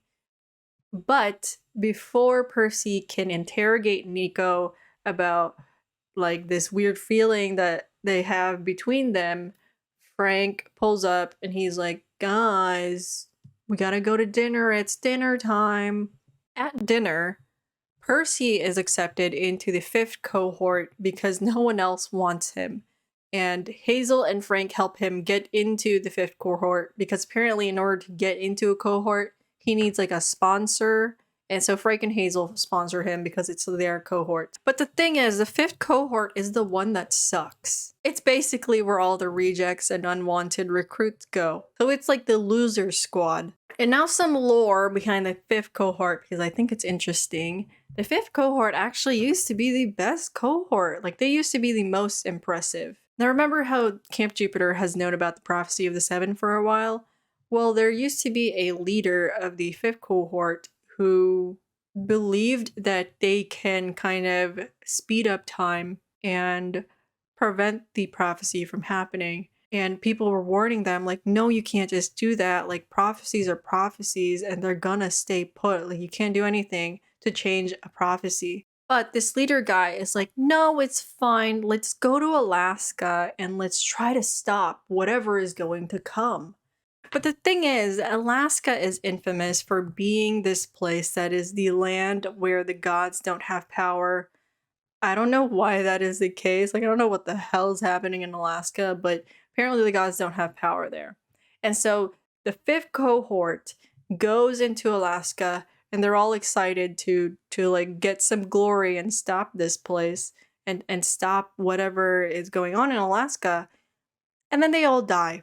And the people who didn't die went crazy and they refused to talk about what happened. And upon doing this, the 5th cohort also lost the Legion's golden eagle. So there is a staff with a golden eagle on top of it, which is the symbol of Camp Jupiter. And it is believed that Jupiter himself had given this to the camp as their symbol. And now the 5th cohort lost it somewhere in Alaska. And so that's why everyone hates the 5th cohort now. And so the 5th cohort sucks. No one likes it because they went to Alaska and all died. But there's one guy that came and tried to restore glory to the 5th cohort, and that is none other than your boy, Jason Grace. So Jason Grace joined the 5th cohort. He was like, I want to restore this cohort to its former glory because you guys deserve it. And he does all these great deeds while being in the 5th cohort, and it almost works. But then he disappeared, and now it's kind of seen as another like bad omen from the 5th cohort. Oh, like oh, the Pridor that was from the 5th cohort disappeared. It's your guys' fault because you guys suck, or something like that. Like that's how people are viewing it. These guys are obviously the underdogs. Frank and Hazel tell Percy, yeah, we're kind of the losers at camp, and I'm sorry that you're grouped up with us now, but there's nothing you can really do about it. Frank and Hazel also tell Percy, we're similar to you because we're both fairly new to camp. Like, Frank doesn't even know who his dad is yet, and he's just kind of waiting and hoping that his dad is Apollo because he really likes archery. So now we have our trio. Frank, Percy, and Hazel are all fairly new to camp. Percy doesn't know what the hell is happening. Hazel is keeping a big secret. Frank is also keeping some other secrets about himself. So after they have dinner, Nico and Hazel talk privately, and Nico tells Hazel that he actually does, in fact, know who Percy is, but he can't tell him. And then Hazel blacks out. So as a consequence of being dead and being brought to life, Hazel has these blackouts that remind her of her past life. They are Rick Riordan's way of telling us about Hazel's past in the form of flashbacks. And I'm not gonna lie, she has a lot of these, okay? Be prepared for me to say, and then Hazel has a blackout, like at very inconvenient times, because they're kind of bothersome. Because imagine something interesting is happening in the story, and then all of a sudden Hazel has a blackout, and then you're just like in Hazel's blackout for 3 chapters, and you're like, but what's happening in the story? Like, can we go back to the story? But anyway, you're just gonna have to deal with that because I dealt with it when I was reading the book. So Hazel has a flashback of when she met her dad. So Pluto tells Hazel all of this. Yeah, you have this curse, right? But a descendant of the sea god Neptune is going to wash away your curse. And so Hazel is like, oh shit, Percy is a son of Neptune. Does that mean that he's gonna wash away my curse? Can you hurry up and do it? But like, she doesn't tell Percy this. She keeps this information to herself. Every character wants to keep information to themselves and they never want to share. We also see in this blackout that she had a boyfriend named Sammy. Yeah, I know. Point and laugh. I forgot to print out Sammy, so I had to handwrite it. So later on that night, they have a game. They have war games, something that the Romans do, where it's kind of like capture the flag, but it's more like capture the territory. And it's cohorts versus cohorts. So obviously everyone's thinking the 5th cohort sucks. They're not gonna win. They're the losers. Whatever, put them in the front line. Then Frank, Hazel, and Percy are grouped together, and Percy is like, guys, like let's try to win. Let's do this. Woo! Then Frank and Hazel's like, I don't know what the hell to do. And this good vibes energy from Percy actually motivates Frank and Hazel to try, because before they were kind of just like, oh, we're gonna lose, like we shouldn't try because we're just gonna lose. But then now Frank comes up with a plan, and by the power of teamwork, they execute Frank's plan and they successfully win the games for the 5th cohort. Wow, woohoo! So Frank gets a little taste of some glory because Percy tells everyone we won because of Frank. Like, Frank did this. It was Frank's idea to do this, and it got us the win. So people like Frank a little bit more now, except they're still pretty disrespectful. Okay. So everyone's gathering after the games are completed. And then there is a discovery, a very horrible discovery. A side character, Gwen, who is a centurion of the 5th cohort, a leader of the 5th cohort, is found dead. That's right. Gwen was killed by someone. Percy sees that a spear has hit her in the back, which means she was attacked by someone, which means that she was literally backstabbed by someone. And, oh, what do you know? Guess who's missing a spear? That's right, Octavian is. Tall, scrawny little piece of shit Octavian killed Gwen. For like what? For what? Like, why did he kill her? And no, apparently no one else notices this other than Percy, and then Percy doesn't speak up because everyone is distracted by Gwen waking up. Gwen's dead body just wakes up. She's like, hey, like, what's happening? No, what? Why is everyone surrounding me? So Gwen tells them, oh yeah, I saw like this ferryman and he asked me for money. So she saw Charon. She was like, but there was like this open door, like the door to the exit was open. And I just like went through it. And now I'm here and I'm alive again. And people are confused. They're like, what? Like, you're not supposed to just be able to do that. You're not supposed to just be able to walk out of the underworld and come back to life. So everyone is confused. And the god Mars takes this confusion as a sign to have the perfect entrance. And so Mars appears. And Mars is like, yeah, the doors of death are open because the god Thanatos has been captured. And then he makes a big deal about Frank having a good strategy to win the games. And then he claims Frank as his son. Frank is not too happy about being Mars's son. Remember, Frank wanted to be Apollo's kid, but now he's Mars's kid. And he's kind of like, like, I don't feel like this is who I am. Now, going into Frank's backstory, this is also going to be a lot to take in. Frank's mom was a soldier in the military and she died in the war. Now, during his mom's funeral, Frank's grandmother gives him a piece of wood. And with this piece of wood, his grandma tells him that Juno came into their house when he was the baby and pointed at a piece of firewood in the fireplace. And she was like, that baby's life is now tied to this piece of firewood because he is too powerful. And to balance out the power that he has, his life is now tied to that piece of wood. If this piece of wood burns up, Frank dies. And so Hera has now influenced both Percy and Frank. And I mean, it's pretty, like, it's a lot of a bigger influence on Frank's life because she has tied this piece of wood to his life. So before telling him to leave for camp, Frank's grandmother tells him, you are powerful because you have this special ability that you inherited from your mother. And your dad is a god. And so that's a lot of things in one person. And Frank isn't sure what this special ability is. But anyway, he has no reason but to go to camp because his grandmother literally tells him to get the fuck out. Like, you can't be here anymore. You need to leave. Now that Frank is meeting his dad Mars, Mars repeats the same thing and he tells Frank, you have this special ability and you're very powerful. He explains to everyone there, the god Thanatos has been captured by a giant named Alkyones. Right here, Alkyones, giant.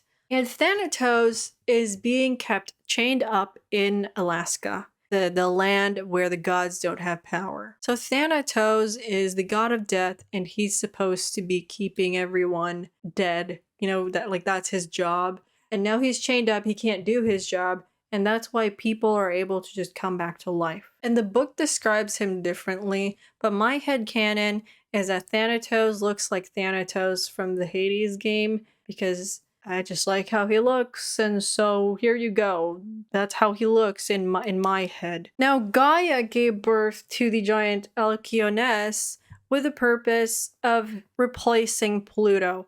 Alkyones is the oldest giant because Pluto is the oldest Olympian. So Mars tells them Frank is going to lead a quest to free Thanatos, and that this quest needs to be completed by the day of the Feast of Fortuna. Remember how Hera mentioned that too? That Thanatos has to be released by the day of the Feast of Fortuna? Well, guess what? That's because Mars informs everyone. Feast of Fortuna is a big deal because on that day, Gaia's army is going to invade Camp Jupiter. And if there's an invasion going on and the doors of death are still open, no one's going to die. Like, the monsters aren't going to die, and some demigods might still be able to come back. But obviously, the monsters have priority because the doors of death are being controlled by the monsters.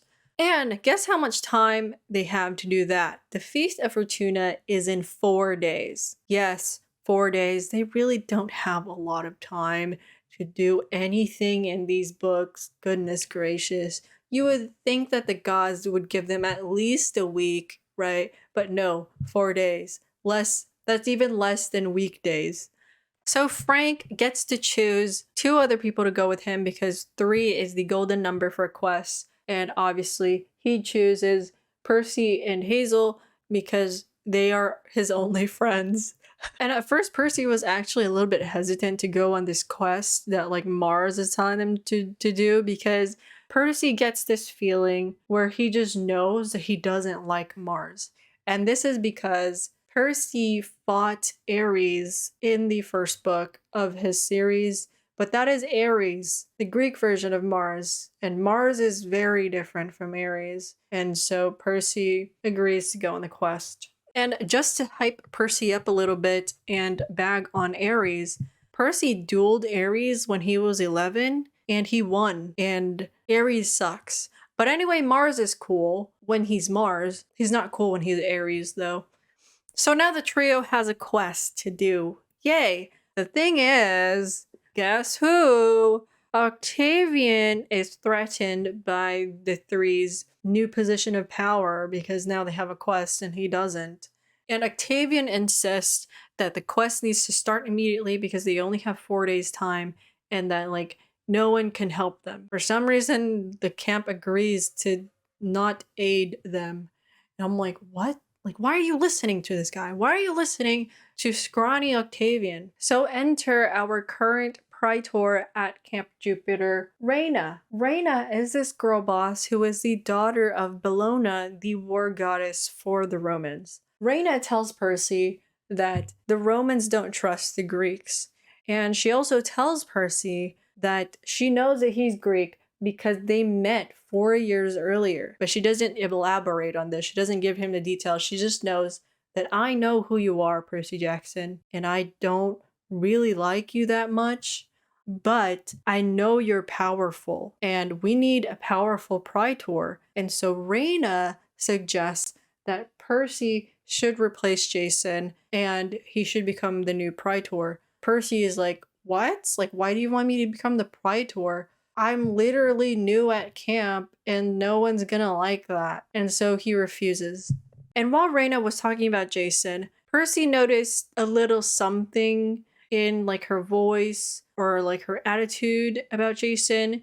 And he realized that Reyna had feelings for Jason. But the thing is, Sag, there is a broken heart between Reyna and Jason because Jason does not reciprocate those feelings. Obviously, Jason is with Piper now, and he still chooses to be with Piper even when he has remembered who Reyna is. And I guess Jason just never had feelings for Reyna. But I mean, I don't blame Reyna. Jason is pretty cool. So before Percy finally leaves camp, Reyna tells Percy, I need you to find my sister, Hela. He says Hela is a very powerful demigod, and she is going to be a lot of help to the camp during the invasion. And as she gives him a ring, indicates to Hela that Percy is a friend of Reyna. And because Percy can't catch a break before they leave, he gets another vision from this empathy link that he has with his best friend,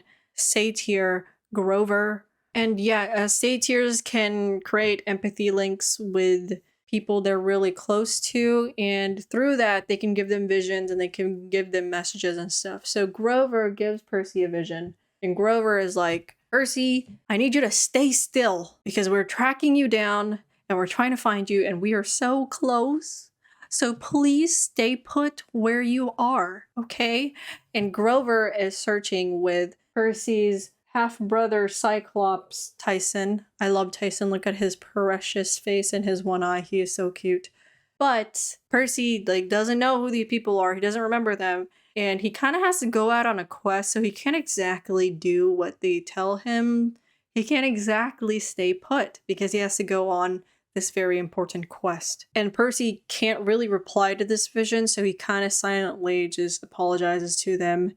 He's like, sorry, I don't know who you guys are, but I have to go. And then finally they leave camp, and Octavian sends Hazel, Frank, and Percy out on a little shitty Roman boat. So obviously there's already a huge difference between the trio in The Lost Hero and the trio in The Son of Neptune. While Jason, Leo, and Piper got to leave on a really cool mechanical dragon, Festus, Percy, Frank, and Hazel have to leave on a shitty little boat. This trio also kind of knew what their roles were in their quest because they got a prophecy that basically told them what to do. Jason was the leader because he's a child of lightning. Piper and Leo both knew that they had to break the cage, and that was their roles in their quest. But with Frank, Hazel, and Percy, this trio is pretty chaotic. Even though Percy is the #1 main character of this book, he's the son of Neptune, he's not exactly the designated leader of the quest either. He doesn't have that spot grounded immediately like Jason would. They're all kind of just hanging out together. And yes, technically this is supposed to be Frank's quest because it was given to him by his dad, but Frank is also very hesitant to take up this mantle of being a leader because he believes that Percy is better than him. He believes that Percy can do way more than him. But Percy is like, I don't know what to do. I don't even know who I am. How am I supposed to know what to do? And it's not like Mars exactly gave them directions either. He kind of just said, go to Alaska and free Thanatos. And they're just like, okay. Alaska's kind of far. How are we gonna get there in 4 days? And so they're pretty clueless. They're a hot mess. Frank keeps comparing himself to Percy and he's being insecure. Meanwhile, Hazel is constantly blacking out at very inconvenient times. And then Percy's like a loose cannon. He's like, what do I do? Percy just runs around and hopes for the best. And don't get me wrong, Percy is smart, but when he's with Annabeth in his other quests, he kind of had her to make all the plans, make all the schedules and stuff, but now he doesn't have Annabeth with him, and so he's winging everything. This trio is very disorganized and I love it. So they're on a boat and they're going somewhere, and then Hazel has a blackout. In this blackout, we discover that Hazel has a curse because her mother was greedy. Her mother had asked Pluto for all the wealth in the earth, and Pluto did grant her her wish, but in turn, it came with the consequence of this curse, where if someone uses that wealth, bad things happen to them. And it's just a thing to balance out. It's not really Pluto's fault. I bet he probably also wanted to punish Hazel's mom for being greedy, though. Hazel's mother became spiteful towards Pluto for creating this curse, and because of that, Hazel's mom became a servant to Gaia. And in doing so, Gaia tells them to go to Alaska. So in the 1930s, 1920s, whichever time it was, Hazel and her mom are in Alaska and they're doing stuff for Gaia, and Hazel kind of has no choice but to go along with everything because she doesn't really know what's going on. While they're in Alaska, at one point, Hazel meets a horse named Arion who likes to eat gold, and obviously Hazel can just conjure up gold from the ground, and so she gets along with this horse, but he runs away. For some reason, the curse does not apply to horses, I guess. This horse is out here eating the gold that Hazel brings up from the ground, but nothing bad happens to it. Anyway, they're in Alaska. I keep going off topic. They're in Alaska. Hazel's mom is forcing her to conjure up all the jewels from the ground, which makes a body for a very big bad giant, Alkyones. But upon doing this, at the very last minute where Alkyones is just about to be reborn and completed, Hazel pulls Uno reverse card on Gaia, and she is like, psych, I don't want to help you anymore because you're evil and you're ruining my life, and so I'm ruining your plans. And Hazel sacrificed her and her mom's life in order to delay Alkyones' rebirth. So Hazel, using her powers, basically brings down the earth where they are at that place, and her and her mom get buried in like debris. So Hazel died in Alaska when she was around 15 because of Gaia. And that is why we have this string right here. And that is also why we have this string right here. Can you tell that I gave up on putting the strings? There really isn't that much strings. So while Hazel is having this flashback and she is knocked out, Frank and Percy take her body ashore. And Percy's like, okay, I'm going to get us some drinks. And he leaves Frank and Hazel alone. Hazel wakes up and Frank tells her that he has basically figured out her secret. He knows that she was dead and she came back to life. And Hazel is like, oh, you know? And you don't think I'm weird because of it? And Frank was like, no, of course not. I don't think you're weird. And this is because Frank has a crush on Hazel. And Hazel also kind of has a crush on Frank. And yeah, but Frank, upon telling Hazel that he knows her secret, is still hesitant to tell her about his secret, which is about his life being tied to a piece of wood. So Frank eventually goes and leaves to help Percy. And then while Hazel is alone, she gets attacked by some other monsters of the week, some grain spirits. Basically wheat and barley, and it's hilarious. Hazel is like, what the hell? Why did I have to get attacked while I was alone? Guys, help me. And then she earthbends a rock, and she stands up on the rock to protect herself. And then Frank and Percy come back, and they're like running, and they're like, oh shit, Hazel's in trouble, we have to help her. And they arrive just in time to get rid of the wheat spirits, grain spirits, whatever they were. Then they all stand on this big rock that Hazel earthbended up. From this vantage point, they discover Polybates' army, which is the army that Gaia is sending to go invade Camp Jupiter. And they are like, oh snap, they're actually on their way. We need to hurry up and do this thing so that we can help everyone. In this army, Percy sees evil cyclopses and evil centaurs. And Percy has only known good centaurs in his life, and he knows that there are good cyclopses out there because of his brother Tyson, so it all feels very wrong to him. But because he doesn't have his memories, he's not sure why it feels wrong to him. And so Percy has a nervous breakdown because he sees some evil cyclopses and centaurs. And while Percy is having a nervous breakdown, Frank and Hazel are like, bro, Percy's having a nervous breakdown. What do we do? Where do we go? And they're just so confused and it's so chaotic and it's a hot mess. Luckily, they see this small store. They go inside and they meet the goddess Iris, new side character, the goddess Iris, goddess of rainbows.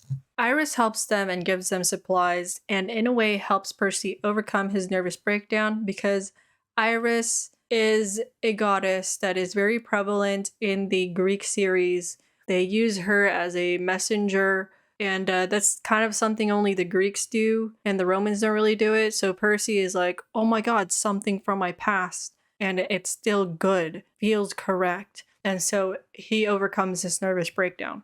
And finally, someone is helpful, and Iris tells them, before you go to Alaska, you need to find this guy named Phineas, and he'll have some information that will help you on your quest. Before they depart, Iris tells them there are going to be some harpies around Phineas. Please don't hurt the harpies. They are my sisters.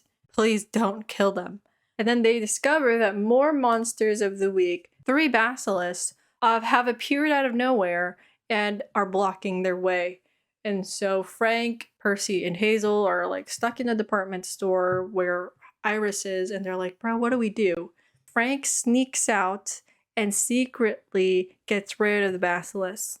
And what Frank does is actually using the spear that his dad gave him. So when Mars claimed Frank, he gave Frank a cool spear.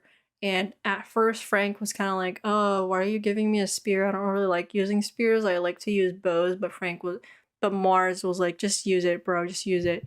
This spear has 3 uses. And after that, it's going to be gone. And so Frank decides this is the perfect opportunity to finally use this goddamn spear that my dad gave me. I guess I'll use it. But he's afraid of what's going to happen, so he goes in secret.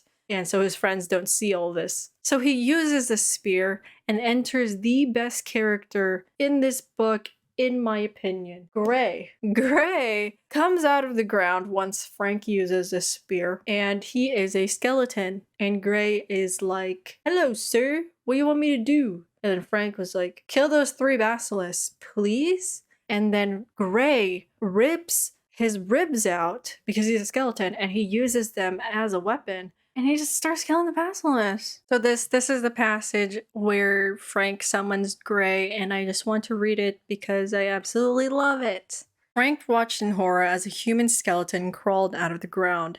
It took on flesh as if someone were pouring gelatin over its bones, covering them in glowing, transparent, gray skin. Then ghostly clothes enveloped it, a muscle shirt, camel pants, and army boots. Everything about the creature was gray. Gray clothes on gray flesh on gray bones. It turned toward Frank. Its skull grinned beneath an expressionless gray face. Frank whimpered like a puppy. His legs shook so badly he had to support himself with the spear shaft. The skeleton warrior was waiting, Frank realized, waiting for orders. And then Frank is like, kill the basilisk!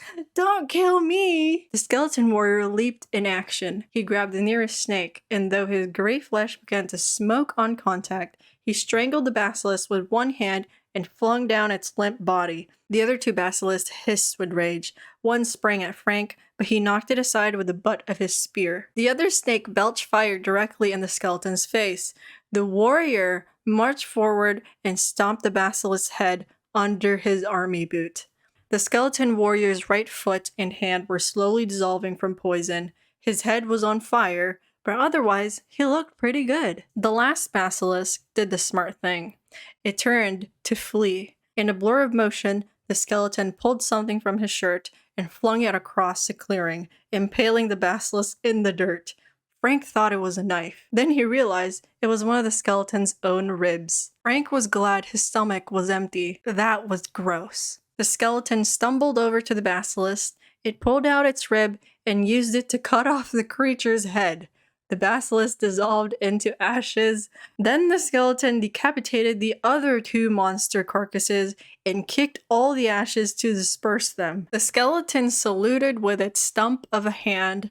Then it began to crumble, sinking back into the ground. Wait, Frank said. I don't even know what to call you. Toothman? Bones? Gray? As its face disappeared beneath the dirt, the warrior seemed to grin at the last name. Then it was gone, leaving Frank alone with his pointless spear. Gray, he muttered. Gray. That was a lot. I didn't mean to read that much, but that entire segment was just amazing. And that is why Lil Skeleton Gray is my favorite character of this book. I mean, just look at him. Just look at him holding his little spear and having a t-shirt. And I didn't draw him with pants and army boots, but I mean, just look at him. Hope you guys enjoyed that little narration right there. So Gray has now obliterated the basilisk, and they can finally leave and go to this dude named Phineas. Turns out Phineas is in Oregon, which is perfectly on the way to Alaska. So they're in Oregon, and they find Phineas, and Phineas is this old blind guy. And I guess you can say that Phineas is considered a monster of the week because he is actually a villain. Phineas was a son of Neptune who could see into the future, but he misused his power to spy on the gods and Zeus blinded him because of it. Zeus also cursed Phineas to be around a lot of food, but anytime he reached to go eat the food, harpies would come and steal it. And eventually, Phineas died from starvation, but now he's back because of Gaia. And this time, Phineas made a deal with Gaia where he's not the one that has a curse. The harpies are cursed. The harpies, the goddess Iris's sisters, are cursed to only be able to eat food that are from Phineas's table. And then Phineas has this weed whacker that he uses to keep them from eating, and he's a sick old blind man who takes pleasure in infinitely torturing these harpies and starving them to death, because since the doors of death are open and the harpies are technically monsters, they just keep resurrecting every time they die to starvation. And it's like they're constantly dying and starving and dying and starving. I mean, at least Phineas only died once when he starved, right? With his own curse. But no, now he's torturing the harpies. And it's like, bro, you're messed up. And just like me, Frank, Hazel, and Percy are pissed at Phineas. They're thinking, wow, this is very cruel. I feel bad for the harpies. And there is one harpy who is a red harpy, unlike the rest, and she is more intelligent than them. This harpy is Ella, new character. So the trio obviously still needs information from Phineas. And so they're like, okay, what do we need to do to get this information from you? And Phineas tells them that he'll help them if they capture Ella and bring her back to him. Ella is a very, very precious harpy, and she likes to read books, and she has a very good memory, and so she recites quotes from books all the time. And when the trio meets her, they're like, I don't want to capture Ella. She's so sweet and cute. And it also turns out that Ella was at one point in contact with the Book of Prophecies that Octavian said was missing. And so Ella has memorized the entire prophecy of the seven. The trio, because they have brains, they realize that Phineas doesn't want Ella because she's more annoying than the rest of the harpies. He wants her because he wants that information about the prophecy. And so the trio promises to keep Ella safe. And they're like, we're not going to give you to Phineas. Don't worry. They go back to Phineas and they tell him, fuck you, Phineas. We're not going to give you Ella. So instead, they try to get the information by gambling with Phineas, because Iris had told them that Phineas is a gambler and he can't resist a good gamble. So Percy is like, okay, Phineas, I have these 2 vials of Gorgon blood, and I don't know which one is which. So what we're gonna do is we're both going to pick one. One will kill one of us, and the other will heal us of any injury. He says, if Phineas wins, then Phineas gets his sight back and Percy dies. Then if Percy wins, then Percy gets his memories back and Phineas dies. But Percy makes Phineas write down the information on a piece of paper so Phineas can still give them the information even after he's dead. Phineas does this, and Percy makes him swear to abide by the rules of the gamble. And whenever people swear things in these books, it's a big deal. So Percy brings the vials out, and Phineas is like, haha, like, you're so foolish. I have my patron Gaia who will protect me from dying, and she will tell me which vial to choose. And Percy knew this was going to happen because Percy's smart. So before all this happened, Percy had gotten visions where Gaia was telling him that she needed him alive. And Percy knows that Gaia needs him alive. And so now Percy is like taunting Gaia. He's like, so Gaia, what are you going to do? Are you going to keep me alive or Phineas alive? Who's more important to you? And Percy is playing a very, very risky game here because he doesn't exactly quite know who Gaia will choose, but he's just kind of hoping that whatever Gaia needs him for is more important than keeping Phineas alive. So while they're choosing, Gaia shakes one of the vials, and that is the one that Phineas picks, and Percy drinks the other. And so they drink, and then at first, Percy feels pain, and nothing is really happening to Phineas. And then Gaia is like, psych, Phineas, I made you choose the wrong one. I'm keeping Percy alive. So Phineas starts to get Thanos snapped, and he turns to ash. He actually tries to destroy the piece of paper that he wrote the information on, but he turned to ash before he could do it, and they grabbed it, and it has Alcyonus's location written on it. And now that Percy has drank the healing vial, it means that he is slowly but surely going to regain his memories. So now they know the location of Alcyonus, and now they're going to travel with their new friend Ella, the Red Harpy. And while they are traveling with Ella, Ella mentions this line from the Prophecy of the Seven that no one has heard before. And it is, Wisdom's daughter walks alone. The mark of Athena burns through Rome. And upon hearing this, Percy's kind of shitting his pants because he has now remembered that his girlfriend Annabeth is a daughter of Athena, and Athena is the goddess of wisdom. So daughter of wisdom is Annabeth. And he's like, oh no, what's going to happen to Annabeth? While they're passing through Seattle on their way to Alaska, Hazel manages to share one of her blackouts with Frank. Like she just holds hands with him when she feels a blackout coming, and he goes into the blackout with her, which you can imagine is a pretty intimate bonding moment because Frank is experiencing her trauma with her. So they experience how Hazel gave up her spot in Elysium in order to save her mom from the fields of punishment. And because of this, Hazel and her mother ended up in the fields of Asphodel, where the souls kind of just wander around. They're not being rewarded, nor are they being punished, and they are just forever wandering around in the fields of Asphodel. And even though it only lasts a minute, Frank basically gets to low-key experience what it felt like to walk around and wade around in the fields of Asphodel for 70 years, which is what Hazel did. And in the flashback, it shows how Nico finally found Hazel and brought her back to life. And by now, Hazel's blackouts have caught up to the present time, and hopefully, dear God, hopefully they are gone and she doesn't have any more. So after that very intimate bonding moment, Frank finally tells Hazel about his secret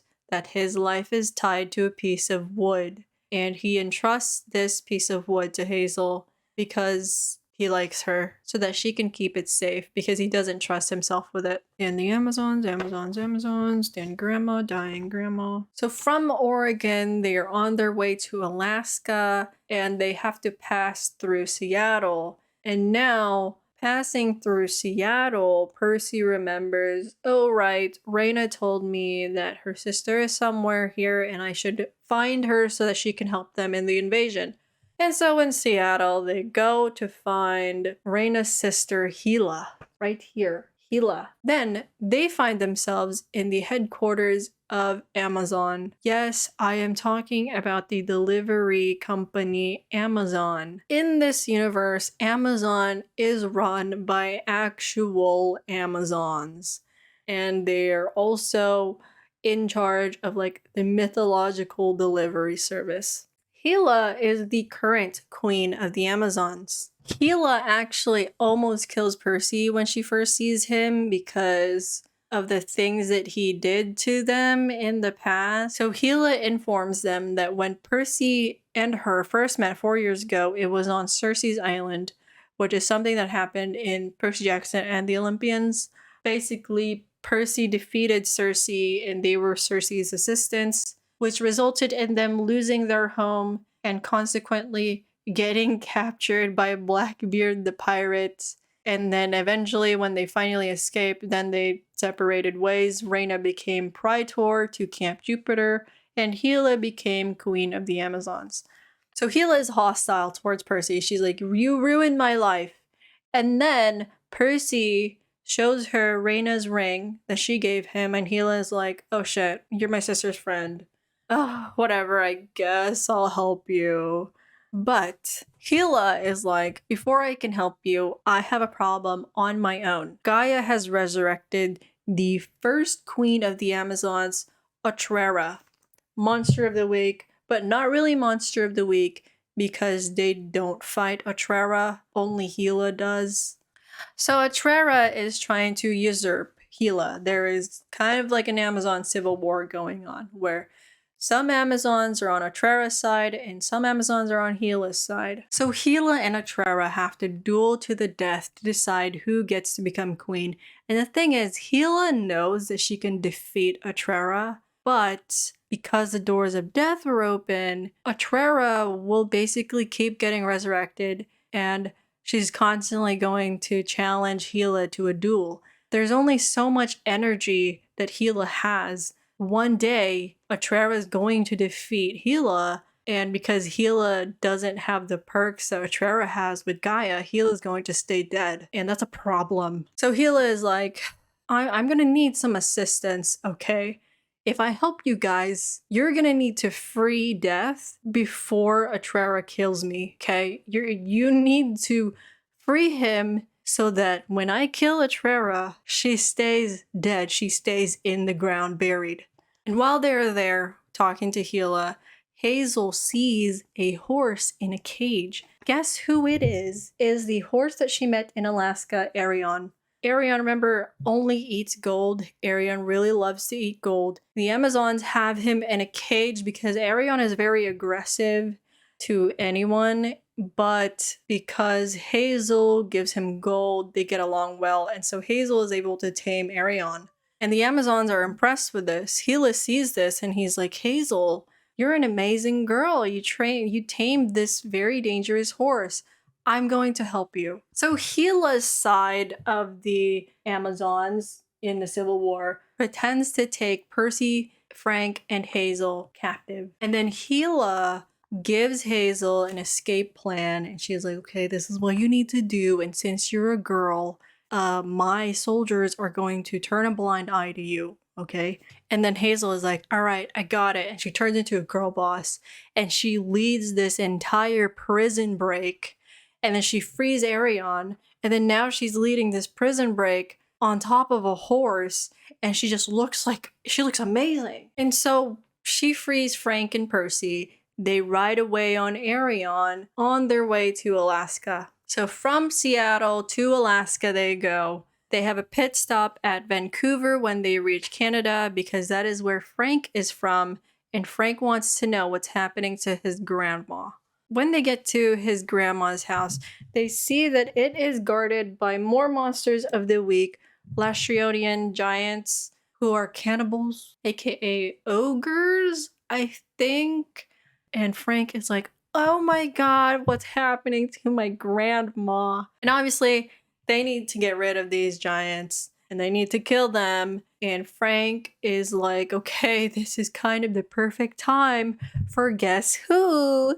Gray. But he's a little nervous because he hasn't used Gray in front of his friends yet. And Gray is a little terrifying, and so he's kind of afraid that his friends are going to think that he's like weird for summoning Gray.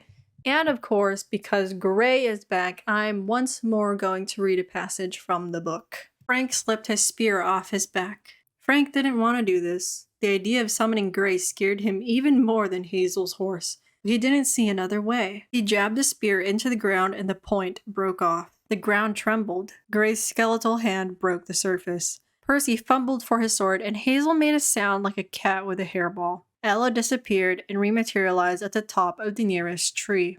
It's okay, Frank promised. He's under control, I think. Gray crawled out of the ground. He showed no sign of damage from his previous encounter with a basilisk. He was as good as new in his camouflage and combat boots, translucent gray flesh covering his bones like glowing jello. He turned his ghostly eyes towards Frank, waiting for orders. Frank, that's a Spartus, Percy said. A skeleton warrior. They're like evil. They're killers. I know, Frank said bitterly, but it's a gift from Mars. Right now, that's all I've got. Okay, Gray. Your orders: attack that group of ogres, lead them off to the west, cause a diversion so that we can go. Unfortunately, Gray lost interest after the word ogres. Maybe he only understood simple sentences. He charged towards the ogre's campfire. Wait, Frank said, but it was too late. Gray pulled 2 of his own ribs from his shirt and ran around the fire, stabbing the ogres in the back with such blinding speed they didn't even have time to yell. 6 extremely surprised-looking Lastrygonians fell sideways like a circle of dominoes and crumbled into dust. Gray stomped around, kicking their ashes apart as they tried to reform. When he seemed satisfied that they weren't coming back, Gray stood at attention, saluted smartly in Frank's direction, and sank into the forest floor. And then Frank is embarrassed and terrified at the same time, and he really wished that Mars wasn't his dad. So finally, they make it into his grandmother's house, and Frank discovers that his grandmother is in bed and dying. Mars has been keeping Grandma company and has actually been by her side, spilling all the tea about Frank's quest while she's in bed, which is honestly pretty cool of him to do. Mars tells Frank that he has a very, very important role to play in the prophecy of the 7, and that he needs to learn his family gift that he inherited from his mom. Now, these people keep telling Frank to use his special family gift, right? But they're not exactly telling him what it is. Mars also tells Frank right before leaving that his grandmother is going to die soon and that he should enjoy the time that he has with her. And then Mars causes Frank to fall asleep. And at this point, I think it's pretty obvious that Mars is actually a pretty good guy compared to Ares. He's a decent father to Frank, and he kept Grandma company while she was dying, which is pretty nice of him to do, considering the fact that as Ares, he sucks ass. Like, he's an asshole when he's Ares. I mean, that's why Percy fought him. But even later on in this book, I think Percy himself had to admit that Mars was not as bad as Ares. After Mars leaves, Grandma wakes Frank up, and she finally tells him that his ability that he inherited from his mom is that he can shapeshift into animals. So Frank is essentially a Chinese beast boy, and he's not green. So he tells his friends this information, and he finally tells Percy about his wood thing, in that it's with Hazel. And he also tells Percy some more information that his grandmother told him, that his mother is actually descendant from a guy who was the grandson of Poseidon. So essentially, Frank is a descendant of Poseidon. And yes, that is Poseidon, Greek, not Neptune. Frank and Percy are distantly related. Percy is pretty happy about this. He's like, hey, you're cool and I'm very proud to be related to you. And this gives Frank a boost of confidence because it's like validation from his friend. And Frank has been feeling very insecure.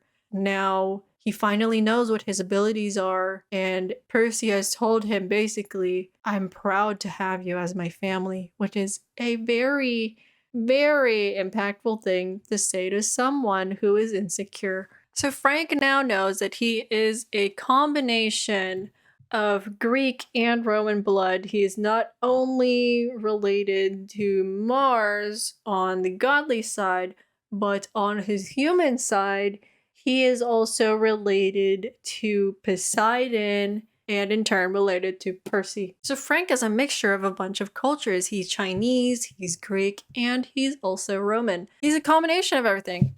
Okay guys, 10 more pages. While they're all talking, Percy also informs them that he basically has all his memories back, and that Hera had sent him to Camp Jupiter as a Greek, which means that Jason was sent to Camp Half-Blood as a Roman, and that everything is happening because they're supposed to find peace between the Greeks and the Romans. Now, some more Lastronian giants, aka ogres, are back outside, and they're like, oh snap, how are we gonna get out? And then, to make matters worse, the giants start to burn the house down. They start chucking, burning rocks or whatever at the house. And Percy gets on the roof and he's trying his best to water bend and take the fires out. But at one point, it becomes too much for him to handle and there's not much he can do. So Frank is like, Grandma, we need to escape the house. Please come with us. But Frank's grandma is like, Frank, you don't gotta worry about me. I'm gonna die soon. Don't worry. I'm not gonna die right now. I'm gonna die on my own terms because I'm a girl boss. So they manage to ride away in Grandma's car. And when Frank turns back to look at the destroyed, burning house, he sees like a black speck flying off. And he kind of just hopes and assumes that that is his grandma as a bird and that she managed to fly away because it's better than thinking that his grandma died. But he's still a little depressed because it's not like confirmed. You know, there's still a big chance that his grandma actually did die and that that black speck was just some normal bird. So they're driving towards this plane that Frank's grandma told them about. And once they get there, there is this legacy who says that they are willing to help them and they're willing to fly them to wherever they need to go. And a legacy is a person who is descended from a demigod. They are not a demigod themselves, but they are related to the mythological universe because they're descendant from a demigod. So they still have some blood of a god in them. So this legacy helps them and flies them. But Ella doesn't like planes, and so they tell Ella, it's okay, Ella, you don't have to go in this plane. You could fly off on your own. And then Percy is like, hold up, Ella. I know a guy who you could look for. Look for my brother Tyson. He is a cyclops. And Percy sends Tyson a message through dream visions. He tells Tyson, hey Tyson, go look for Ella. So they're finally getting closer and closer to Alaska, right? And once they get close to Alaska, Hazel tells them, hey, that is my old home over there. And the legacy drops them off there. They go inside Hazel's old home, and Hazel shows them a picture of her old boyfriend, Sammy. Frank uses his last charge of gray to help them escape from some monsters. And I would read another passage, but I'm kind of running out of daylight. Anyway, uses gray, which allows them to escape, but it also saves some mortals from being attacked by the monsters. Percy ends up falling into a nasty bog, which is like a marshy land similar to a swamp. And then he's like falling in. It's like, ew, gross. Oh no. And then Hazel jumps in after him because she has earth powers and she helps him get out. But while they're in there, it is very danger territory because they're inside of the earth, which is the territory of Gaia. And so while they're in the nasty bog, Gaia gives Hazel a vision of what her life could have been if she never died. And this is in order to tempt Hazel to the dark side. And in that life, Hazel sees herself getting married to Sammy, her old ex-boyfriend, and it's just like a wonderful life. It's the life that Hazel has dreamt of. But Hazel resists, and she is able to get her and Percy out. Gaia also threatens Hazel by saying, your brother has been captured. So if you want him back, you're gonna have to do some shit. Afterwards, Arion comes back. Remember Arion the horse? Apparently at one point, when he dropped them off after the Amazons, Arion just kind of like left and like went somewhere and just chilled. And then now he's back and he's here to help. So Arion lets them ride on top of him and he quickly goes to where Thanatos is getting kept captive by Alcyones, which is this place called the Hubbard Glacier. And now that they're nearing Thanatos, God of Death, Thanatos, Hazel is getting a little anxious. She's getting a little nervous because she's thinking, like, oh man, I'm technically not supposed to be alive. Is Thanatos going to like take me back to the underworld after we free him? Like, is he gonna be mad at me because I'm supposed to be dead and now I'm alive? And she's nervous. So there they finally find Thanatos and he is indeed chained.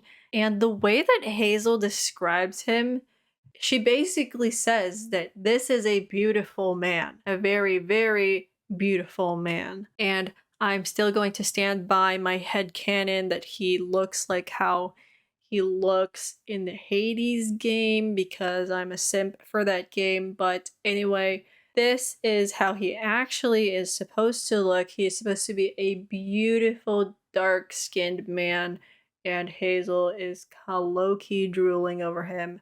But she still has a crush on Frank, so she has to, like, she's like, oh shit, that's a god. He's good looking, but I like Frank. So Thanatos is actually being guarded by an army of ghosts plus Alcyones. Now, this army of ghosts, remember how there was a story time during Camp Jupiter where you found out that the fifth cohort lost its former glory because a bunch of them went to Alaska and died? Well, Army of Ghosts is of the previous fifth cohort, and they don't exactly know what's going on. They're kind of like the spirit ash summons from Elden Ring, which are spirits who fight for you, but in their minds, they're just fighting their previous battles. So, in the mind of this army of ghosts of the fifth cohort, they are fighting whatever they fought back then when they died. But in reality, Alcyones is using them. And it's a pretty, like, dark image if you think about it. Just seeing a bunch of dead ghosts of the fifth cohort and other demigods, it's pretty sad to see. So Thanatos tells Frank, if you want to free me, my chains can only be burned by the fire of life. And of course, fire of life indicates that his chains can only be burned off by the fire, burned by the fire that comes from Frank's little piece of wood. Frank gets his piece of wood back from Hazel, and Hazel is like, Frank, you're not planning on killing yourself, right? Like, please don't tell me you're gonna kill yourself. And Frank is like, I don't know what's gonna happen yet. And he's kind of like thinking to himself, oh man, I really don't hope that I kill myself, but I guess in order to free Thanatos, I may have to sacrifice myself. And Frank kind of comes to terms with this possibility that he might die by freeing Thanatos. And I think people need to give him more credit for this because he was very willing to sacrifice himself. So everyone applaud for Frank for just being Frank. So Frank lights his piece of wood and goes to work on melting off the chains that are holding Thanatos. Meanwhile, Percy fights the army of ghosts and Hazel fights Alcyones. I thought that this was pretty cool because usually in these types of books, you would see like Percy fighting the big bad giant and then Hazel would be fighting the low-key insignificant army of ghosts. Instead, Rick Riordan gives us a awesome girl boss with Hazel, and Hazel is fighting the big bad giants, and it makes sense because remember, Alcyones is supposed to be the giant that was meant to defeat Pluto, and Pluto is Hazel's dad, obviously, so like she kind of has a personal vendetta against this guy. Plus, Alcyones, she made his body. She's the one that conjured up the jewels that are now Alcyones' body. And Hazel died because of him. Hazel died in order to delay his rebirth. So it's very personal. It's a very personal fight between Hazel and Alcyones. And I love that Rick Riordan has the girl fighting the big bad giant instead, and Percy is off fighting an army by himself, which is also pretty cool in and of itself. So you're probably thinking, okay, giants can only be killed if a demigod and god work together, right? So how is this going to happen? Are they going to free Thanatos? And then is Thanatos going to help them out by killing Alcyones with them? But no, that's not what happens. So Alcyones is special because his immortality is tied to his place of birth. And in this case, his place of birth is Alaska. And remember, Alaska is a place where the gods don't have power. So even if Thanatos did want to help them defeat Alcyones, he has no power here. So he really can't do anything. Hazel's plan is to drag Alcyones out of Alaska. And luckily they are close to the border. And she's like, let's just drag him to Canada and then kill him there. But before all that goes down, Hazel is fighting Alcyonus and she's like very like holding her ground against him, but still she's struggling because he's a fucking giant.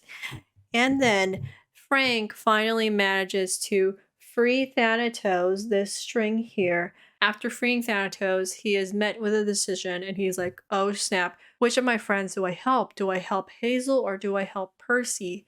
And Percy yells to Frank, he's like, it's okay, Frank, go help Percy, I got this. And so Frank goes to Hazel and assists her. And finally, he has this boost of motivation because he's seeing the girl that he likes fight a giant. And he's like, oh my god, I need to help her. And Frank is still alive because when he freed Thanatos, turns out he had just enough wood to have a little piece left to keep himself alive. He's kind of feeling like, bro, like I don't have Gray with me anymore. I don't have a spear, I don't have a bow, I don't have a weapon, like what the hell do I do? But the girl that he likes is in trouble, and finally this motivates him to use his powers, and he is finally able to shape-shift into an animal to help Hazel. So Frank turns into a bird and pecks at Alcyonus's eyes, and then he turns into a bear and knocks him unconscious. And then he and Hazel tie Alcyonus to the horse Arion, and their plan is to get Arion to drag him to Canada so that he won't be immortal anymore. Meanwhile, Percy is still fighting an army of ghosts, right? The fifth cohort. And he summons this huge hurricane that like brings all the ghosts down with him. But then Percy is struggling to control it because it's a lot for like one person to do. He's been fighting and now he's using his powers, and it still takes a toll on these demigods whenever they use their powers. Essentially, the moment that is in the poster for the book cover, and it's pretty cool. But anyway, Percy has summoned a hurricane so huge that it also brings him down, and he goes down with the ghosts. And Frank is like, oh my god, like what just happened to Percy? Hazel is like, Frank, I know you care about Percy, but we really need to get rid of Alcyonus. Please pay attention. And so he's like, okay, I'm sorry. And then they get back to work. So finally, they drag him out of Alaska and into Canada, and they kill him. Yay, Alcyonus is dead. Big bad giant down.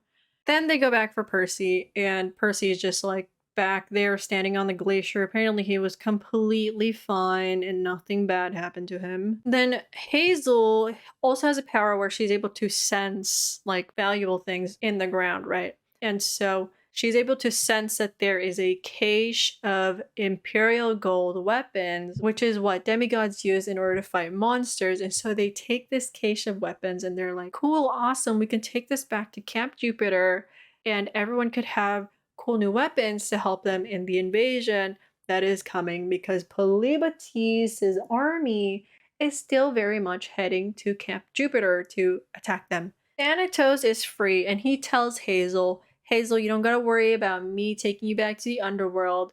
I have special orders from your dad Pluto to keep you alive. Okay, you don't have to worry about anything. Hazel is like, oh cool, awesome. So the trio has finally completed their quest. They freed Thanatos just in time for the Feast of Fortuna. It's literally the day of the Feast of Fortuna. And now, if people die, if monsters die, they're hopefully going to stay dead. Plus, I forgot to mention this, but when Percy was fighting the fifth cohort, he saw the lost golden eagle, and he managed to retrieve it. So finally, Thanatos dips. They all hop on Arion, and since Arion is a powerful magical horse, he is able to take them from Alaska all the way back to the Bay Area in California in 4 hours, which is a journey that by themselves took them 4 days. If only they had Arion the whole time, right? While they get there, they meet up with Ella and Tyson, who now have crushes on each other. They've gone along very well, and it's a very cute pairing. And then they help the Romans fight the army. So Polybates' army is finally at Camp Jupiter and fighting ensues. They give everyone their cool new imperial gold weapons. A lot is happening. It's chaos. Everything's a hot mess. So Percy has the golden eagle with him, the staff with the golden eagle on it, and he raises it up, and the Romans are like, oh my god, that's our symbol, it's back, and they're all very motivated. They're like reinvigorated because now their symbol is back and Percy is leading them into battle, and it's like, woo, cool, awesome. Then Rhaina's sister Hela comes rolling in with the Amazons, and it's very like Lord of the Rings. Another army comes to aid them, and Hela says that she was finally able to kill Atrera because they freed Thanatos just in time for Atrera to be gone for good. Hela actually killed her twice, and because she's just that cool. Anyway, the Amazons are there and they're helping out in the fight. In the battle, Percy duels Polybates because Polybates is supposed to be the giant that destroys Poseidon / Neptune. And so just like how Hazel had a vendetta against Alcyones and it's very like symbolic of her defending her dad or whatever, Percy has that moment with Polybates. Now, Polybates is just like any other giant. They need to have a demigod and a god working together in order to kill him. He isn't a special case like Alcyones. So they need a god. So Percy turns to Camp Jupiter's local god, Terminus, who is the god of borders. Terminus is a statue who kind of just like teleports everywhere, and he like doesn't have arms. He's like literally a typical Roman statue that is just like the chest up and then a head and shoulders, and he doesn't have arms. And it's very funny. Terminus agrees to help Percy, and they're like fighting, and then Terminus gets knocked down and his head like gets broken off of the statue. And then he's like telling Percy, let's kill that giant. Blah. And then Percy uses Terminus's decapitated head to bludgeon Polybates' skull in until he is dead, which is amazing. I mean, you would think I'm kind of over-exaggerating, but that is literally what happened. It sounds crazy, but that is actually what happened in the book. So Percy has defeated Polybates, and everyone is winning against the monsters because the monsters are finally staying dead. When the battle is over, the Romans have won, and they are so impressed by Percy that they get him and they carry him up and they're cheering and yelling and they're like, Percy, Percy. Then they make him praetor. This time I'm actually going to read a passage from the book because I think it would help to know some context of what I am about to say. For a moment, the battlefield was silent except for a few fires burning and a few retreating monsters screaming in panic. A ragged circle of Romans and Amazons stood around Percy. Tyson and Mrs. O'Leary, who is a hellhound that I forgot to mention at all during this video, but whatever. Frank and Hazel were grinning at him with pride. The Romans began to chant, Percy! Percy! Percy! They mobbed him, and before he knew it, they were raising him on a shield. The cry changed to Praetor! Praetor! Praetor! Among the chanters was Rhaina herself, who held up her hand and grasped Percy's in congratulation. Wink wink. The Romans have now successfully made Percy their praetor, and Rhaina had a little moment where she held his hand. And I know it's very subtle, but it is indeed confirmed later on.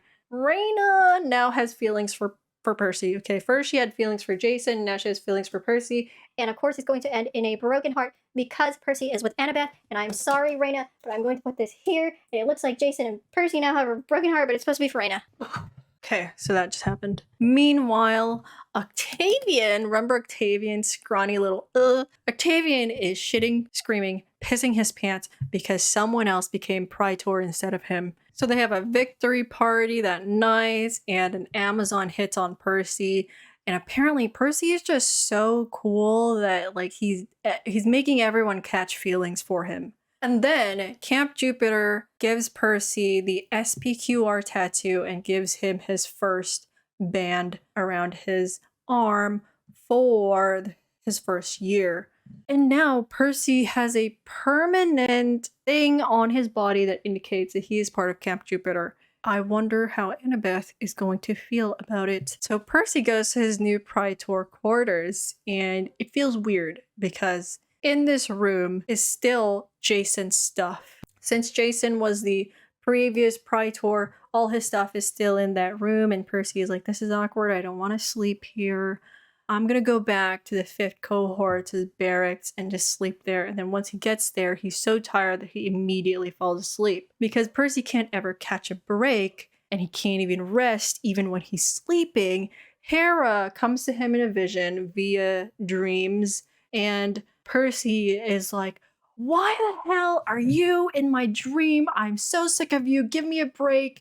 You took away 8 months of my life just for a quest that lasted 4 days. Like, who do you think you are? And like, Percy's mad. He's like, there's water around them in the dream, and he's constantly trying to hit her. And he's like, and then he's trying to like swap her away. And it's funny. Okay. Percy's mad. Percy's angry at Hera / Juno. And then Hera is like, oh my god, Percy, it was only 8 months. Come on. Ugh, you mortals and your concept of time. She's like, I had to get you out of the picture because first I had to get Jason and his friends to free me from my prison. And then Percy is like, you were in a prison and they freed you? Why didn't they just keep you in there? And because he's so mad, he's like very, very heated right now. And then Hera is like, you know, I had plans and I couldn't have you running around and ruining them. And she calls him a loose cannon. And then Percy tries to attack her again. And then he's like, screw you. And she just brushes off everything that he's trying to do. And she's like, Percy, you are the glue that will hold together the Romans and the Greeks. So while Jason is supposed to be the person, the champion that leads the Romans and the Greeks together and unites them, Percy is supposed to be the person that holds them together. And the next day, there's a little bit of peace. Percy and Frank are all hanging out and talking about what they should do now. And Hazel says she has to save Nico because remember, Gaia had revealed to her that her brother Nico was captured and she doesn't know where he is. And while they're talking, Percy also notices that Frank and Hazel are holding hands. And so there is a heart between them because he just starts to assume that they are now officially dating. And he's right, they are now officially dating. So while they're all hanging out, Tyson comes running in with a scroll, a delivery, a message.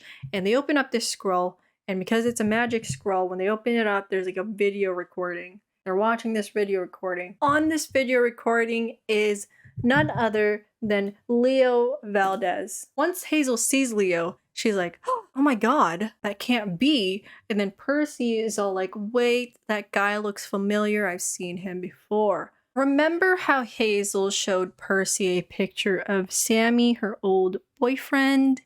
This entire time you have seen that there are 2 pictures of Leo. This was totally intentional and not because I found another picture that I liked of Leo and I didn't want to throw away the other one, but it ended up being according to plan. So it turns out Leo looks exactly like Sammy, and now we can do this. This is now Sammy. This is Sammy, that's how Sammy looks. And Hazel reveals, she was like, wait, that's Sammy Valdez. Leo Valdez, Sammy Valdez. Leo Valdez, Sammy Valdez. Leo is related to Sammy and he is his doppelganger. This is a Vampire Diaries moment where they literally look exactly the same. Now, this is a problem for Frank, okay? Because Frank is like, there's a guy that looks exactly like her ex.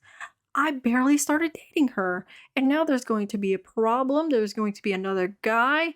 And you just know that it's going to turn into a love triangle. And I absolutely hate love triangles. So I was like dreading this. But whatever. It's going to happen. There's nothing we can do about it. If I was Frank, I'd be nervous too. Anyway, in the video recording that is in the scroll that they're looking at, Leo tells them that he and his friends from Camp Half-Blood are on their way to Camp Jupiter. And they are on their warship that Leo made named the Argo 2, named after Jason and the Argonauts. And when Leo says that they are on their way, he means they're on their way. Like they're literally there, like right now, they are about to arrive. And they literally do arrive the moment that the trio finishes seeing the video message. They hear the horns that something is coming and they're like, oh shit, and they start running. So Percy, now having the power of a praetor, tells everyone to hold fire. They're like, please let them land so we can talk to them and see what they want, you know? And then he tells them, by the way, they're here because of Hera/Juno. She has a plan to unite the Romans with the Greeks. So let's just see what this is about, okay? And he's like, come on, guys, remember the prophecy of the 7? Well, there's 3 here at Camp Jupiter. Guess where the other 4 are? Camp Half-Blood. And they're probably on that warship right now. We probably shouldn't blow them up. And then stupid, dumb Octavian is like trying to tell everyone, don't listen to him, we don't trust the Greeks, we don't like the Greeks, we should attack them. Percy already has so much support from the Romans, and his words are futile. But Octavian just has to have a scheme in mind, right? And he still wants to be praetor. And so Octavian makes Percy swear on his life that the warship won't attack Camp Jupiter. I remember what I said about swearing in this universe is that they take it very seriously. And Reyna is like, Percy, are you sure about this? Even if the warship attacks Camp Jupiter by accident, that still means that Octavian has the right to kill you and no one will stop him. And Percy is like, yes, I'm absolutely sure that they won't attack us. And then the Greek warship lands into Camp Jupiter, and that is the end of the Son of Neptune. Awesome, it ends on a cliffhanger. So we now know all 7 of our main characters for this entire series, the Heroes of Olympus. They are all about to meet in the 3rd book. Reunions are going to happen, people are going to meet for the first time, it's going to be spicy, it's going to be juicy, it's going to be great. Unfortunately, we didn't get a prophecy for the Son of Neptune, so I can't do like a prophecy analysis or whatever. But we did get a glimpse into more lines of the prophecy of the 7, which Ella kindly gave us. And that is, wisdom's daughter walks alone. The mark of Athena burns through Rome, which is very ominous sounding. And this is supposed to tease the 3rd book, which is named The Mark of Athena, and that is going to be primarily centered around Annabeth, but it is also going to include all 7 main characters. And that is going to be very difficult to cover. I mean, I barely was able to properly organize 3 main characters for each book. Imagine the mess I will be with all 7 of them together. And because of that, I'm only covering the first 2 books in this video because it's kind of like the introductory books for this series, which is a great way to kind of split it. You know, it allows me and you to have some breathing room to like really understand these characters before we just jump into all of them interacting with each other. And the thing with these books, the way that Rick Riordan writes them is that they are in 3rd person, and each chapter is titled one of their names, which indicates who it's going to be centered on and kind of whose quote-unquote perspective it is on, even though it's in 3rd person. Obviously, the first book was in Jason, Piper, and Leo's perspective, and you get to like see into their thoughts, where the narrator is primarily focusing on their thoughts and not the other characters' thoughts. And then Son of Neptune had Percy and Hazel in it, and the Mark of Athena is now also going to include Annabeth plus the other 6, and it's like, it's a lot. And it'll be cool because it's going to be the first time that you ever get to see into Annabeth's thoughts, but then it's also kind of overwhelming because it's like, oh cool, it's a chapter about Annabeth, we've never had that before. Oh wait, now the next chapter is about Piper? Oh, the next 3 chapters are going to be about Piper? Surely after that it's going to be about Annabeth, right? Oh, the next few chapters are about Leo? oh, surely after that it's gonna be Annabeth, right? Oh no, it's gonna be about Jason, and then Frank, and then Percy, and then Hazel, and then another chapter dedicated to Piper. And then we go back to Annabeth, and it's like that. And it's like, goodness gracious, this is a lot of characters. Jesus Christ. But that is for me to handle and for you to enjoy once it's all condensed down into a video.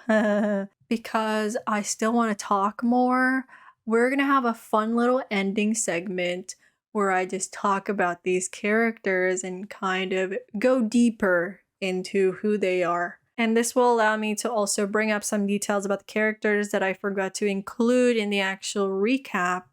And I'm gonna call this character analysis, even though it's actually not an analysis and I'm just going to ramble and talk about these characters without any like direction. And maybe this will also help some people remember a few stuff about the characters that they might have forgot from the first half of this video. So yeah, let's just get into it. So going back into the Lost Hero, we have Jason Grace. Now, Jason is the son of Jupiter, and we find out that Jason has actually achieved a lot in his life, except we're just kind of told that he did these things because Jason doesn't have his own book series like Percyjackson did, and we kind of just have to like take it and believe it. But obviously there was a reason why Jason was made praetor in Camp Jupiter. Jason is 15 by the time that the Son of Neptune ends, which meant that he was a praetor when he was like 15 and maybe even when he was 14. And I don't know how long he's been a praetor, but who knows? He could have been a praetor very early on in his life. But anyway, some cool lore about Jason and Camp Jupiter is that actually when he first got to camp, they wanted him to be put into first cohort because at the moment the first cohort was the most impressive, and they're like, you're a son of Jupiter, literally the person that this camp is named after. You are going to be put in the best cohort. But Jason was like, no, no, no, no, no, no, no. I don't want to be in the best cohort. I want to be in the worst cohort because I want to bring them back to their former glory. A very big goal to make for yourself. Anyway, he went into the 5th cohort and then he became praetor, which is very impressive. And then he actually almost succeeded in bringing the 5th cohort back to its former glory with all the cool things that he did and accomplished. But then it all ended sourly when he eventually disappeared because of Juno. And Jason has this huge relationship and connection to Juno, right? And I feel like I kind of brushed over his relationship. There's actually a part in the Lost Hero that I think I mentioned, but I didn't go into detail about, where Jason is back at Camp Half-Blood and he's in Zeus's cabin.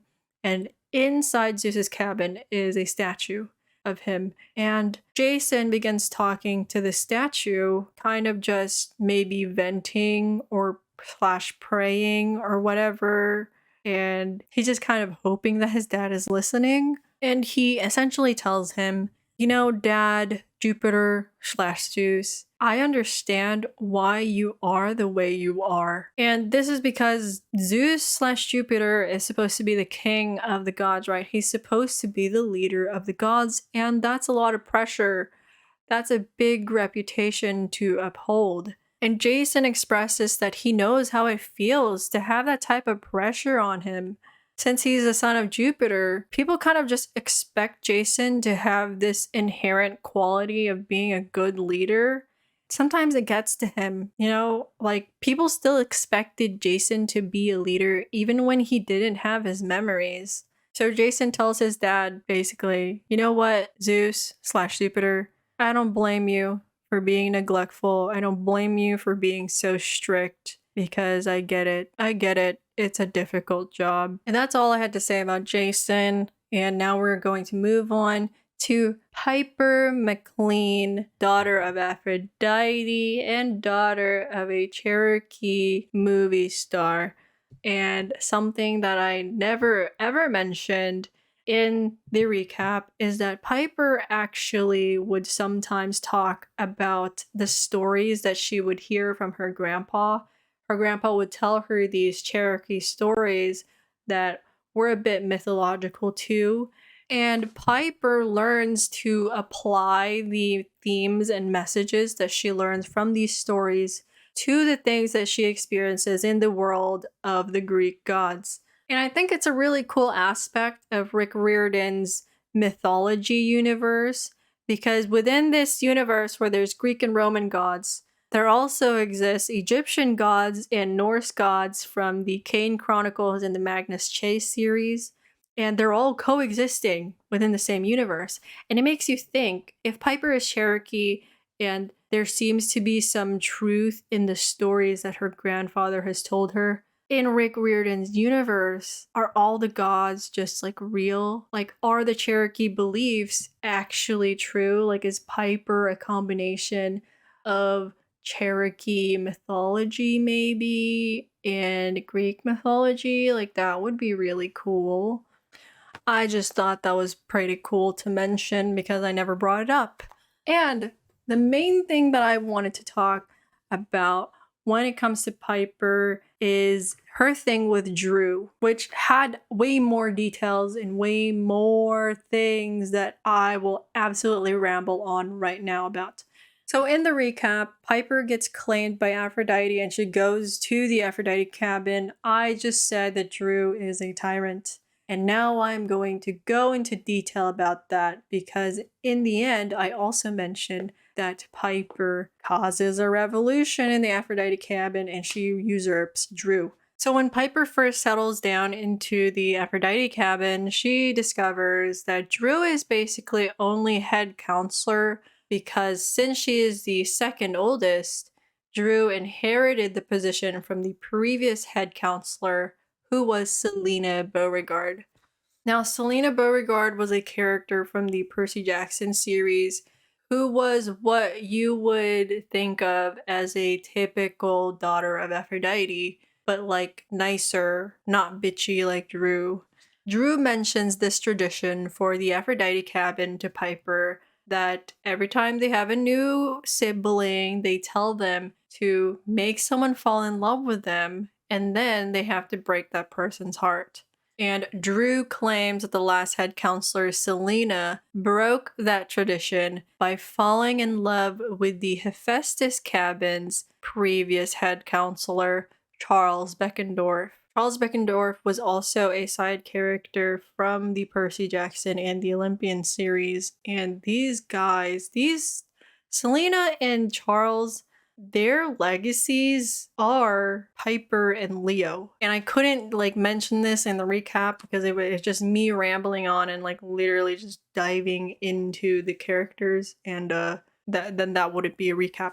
Selena and Charles were an amazing couple. They were like the it couple, they were so cute together.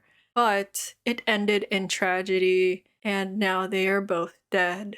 Back in Percy Jackson and the Olympians, Selena was coerced into being a spy for the enemy. She was giving the enemy information. And in doing so, the information that she gave to the enemy ended up getting used in a way that had caused Beckendorf's death. And so Selena was devastated because she herself knows that it is indirectly her fault that her boyfriend died. And to atone for this betrayal, Selena Beauregard ended up becoming a hero of her own.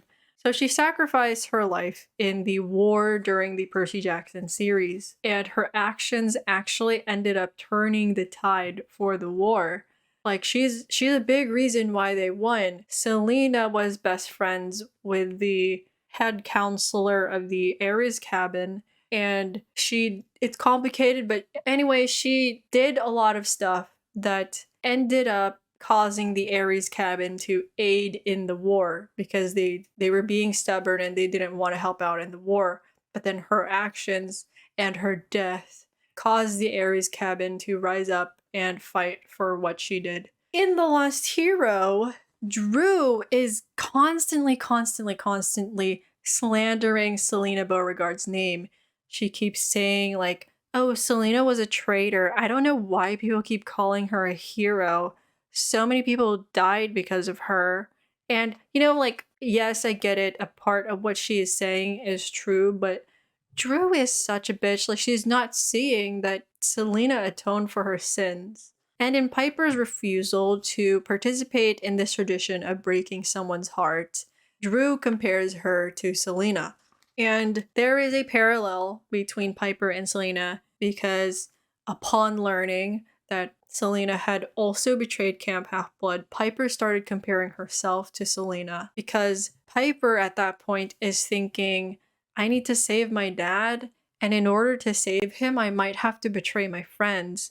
And she's thinking, like, I'm gonna be exactly like Selena Beauregard. It's not gonna end in a blaze of glory like she did, because Piper is thinking if she betrays her friends, she gets her dad back, but she doesn't get to be called a hero because of it. And so Piper is like, damn, I'm gonna be another Selena Beauregard, except I'm gonna be worse than her. And I think it's just an amazing parallel between these two characters. One is an old character from the Percy Jackson series who primarily a side character, and then now there's a main character who they're connected to and is basically carrying on their legacy. These two daughters of Aphrodite who are so similar yet different from each other.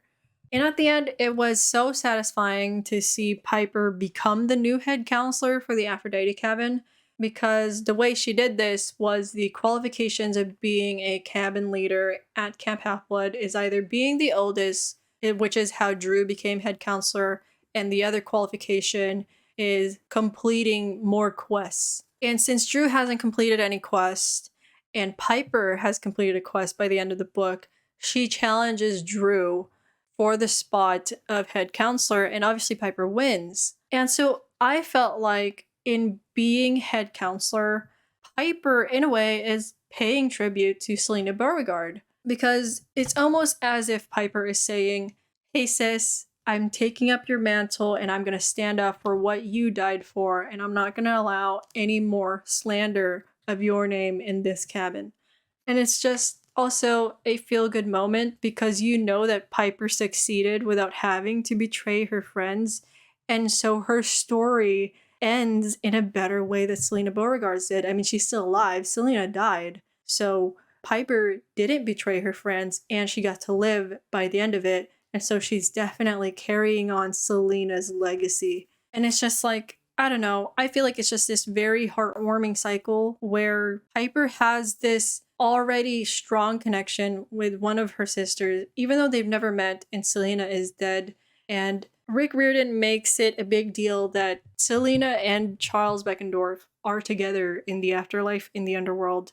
And they're both in Elysium, and I like to think somewhere out there, someone in the underworld is telling Selena what Piper is doing, and Selena is just like cheering her on from the underworld. It is low-key making me emotional because, I don't know, like if you guys watched my Percy Jackson and the Olympians reading vlog, I was very like invested in Selena Beauregard's character and Charles Beckendorf's character. I cried when all that stuff that happened with them went down while I was reading the book, and it like like you know. But anyway, apparently I have a lot to say about Piper. I also say that she's not like other girls a lot, because obviously Piper is a character that was made in the early 2000s, and that was a time when the not like other girls trope was not necessarily seen in a negative way that it is in today's world. And today people see it more negatively because not like other girls is a thing that is kind of male driven. Oh, that girl is more like a guy, which means that we like her more.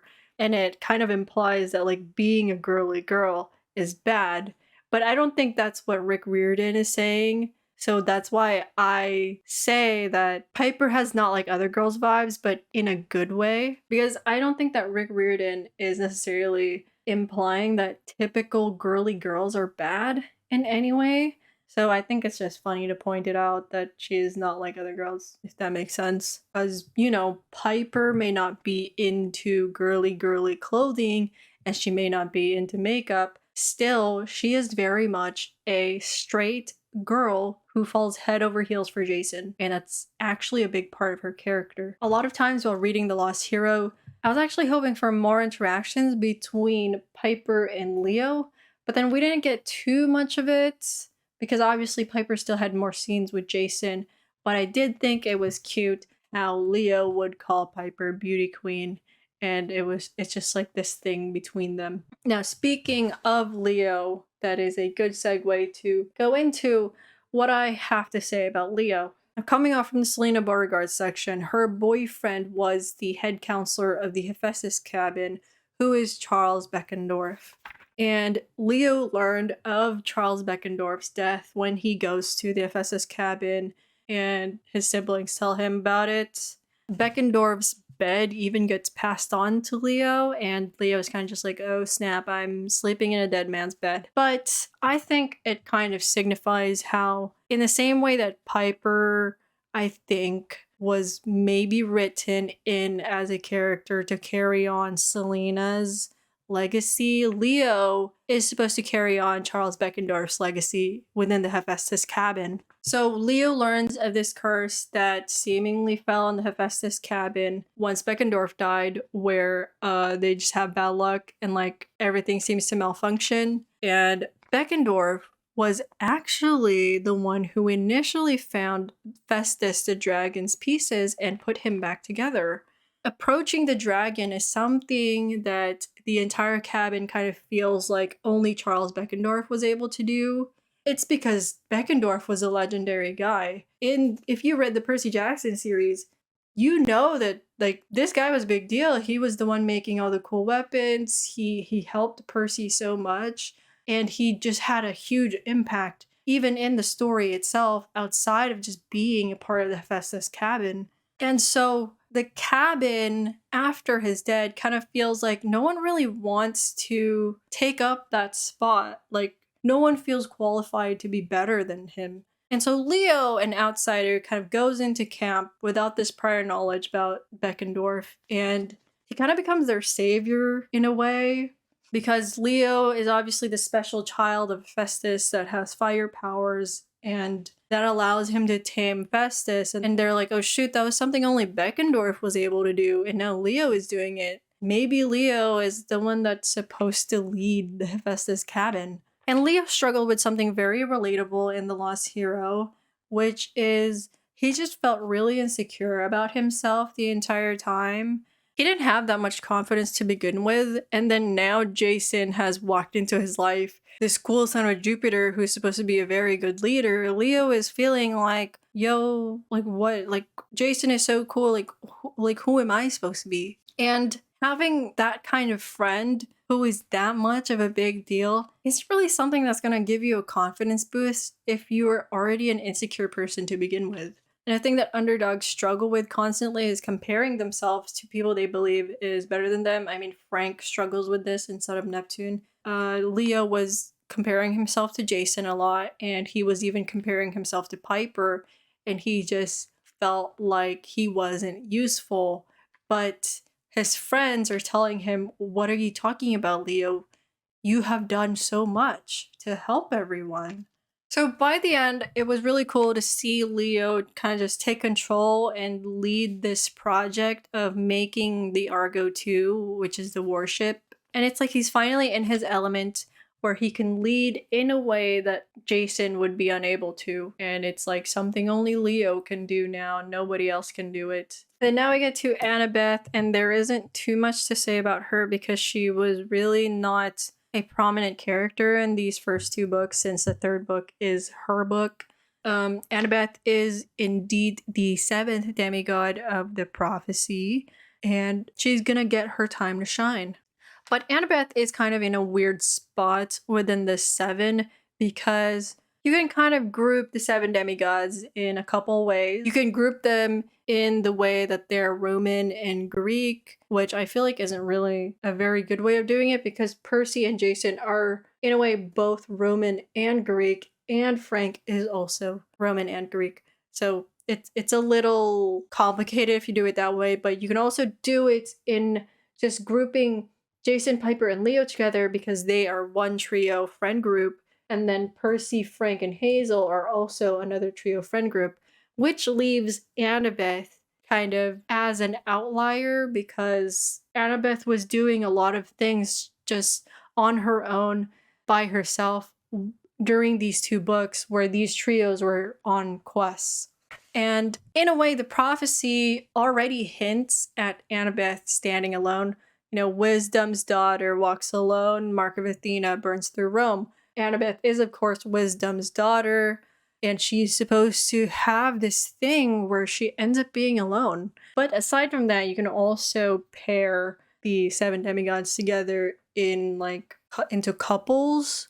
Let's just get rid of this thing and be confusing. Let's put this back here. Sorry, Raina. You can pair Percy and Annabeth together, and then Jason and Piper together, then Frank and Hazel together, which leaves us with Leo standing alone because he is the one that is not in a relationship. But we will get to that in Mark of Athena, not right now. And with that, we go to Percy. I only have one thing to say about Percy, and that is I love how he had a nervous breakdown. It sounds bad, but I think that it's just really nice to see a strong main character kind of have this moment of vulnerability in a book that is supposed to have a teen audience. And it it's like touches up on mental health awareness where it's like, oh, my favorite character, Percyjackson, has a nervous breakdown. Like, that means it's okay for me to have a nervous breakdown. It's not like weird or anything. You know,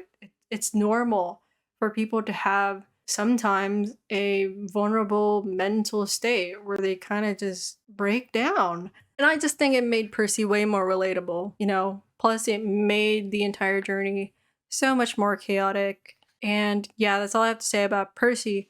But we will get to Frank. Wow, I'm talking so much! We'll get to Frank. So Frank, I feel like, was actually kind of the star of the Son of Neptune. So it's called the Son of Neptune, but I really do feel like Frank got the spotlight more than Percy did. And Frank had a lot of like character development just within that one book. So I feel like sometimes people forget that Frank is also very new to the world of gods. I mean, his grandmother literally just kicked him out and then he had to go to Camp Jupiter maybe just a few days before Percy got there.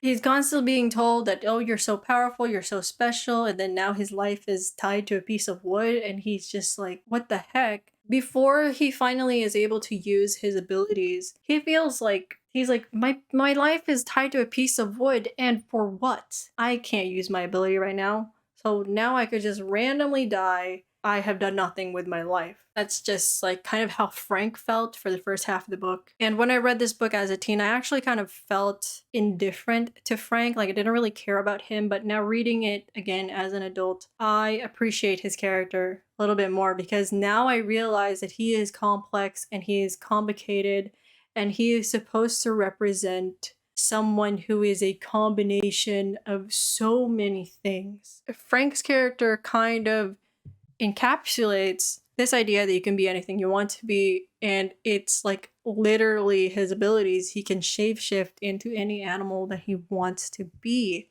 It was nice to see that by the end of the book, Frank learned to stop comparing himself to Percy, and he has learned, yes, I am cool and I am valuable and I know my own strength now. I also wanted to focus on the fact that like Frank was fully willing to let himself die in order to save Thanatos.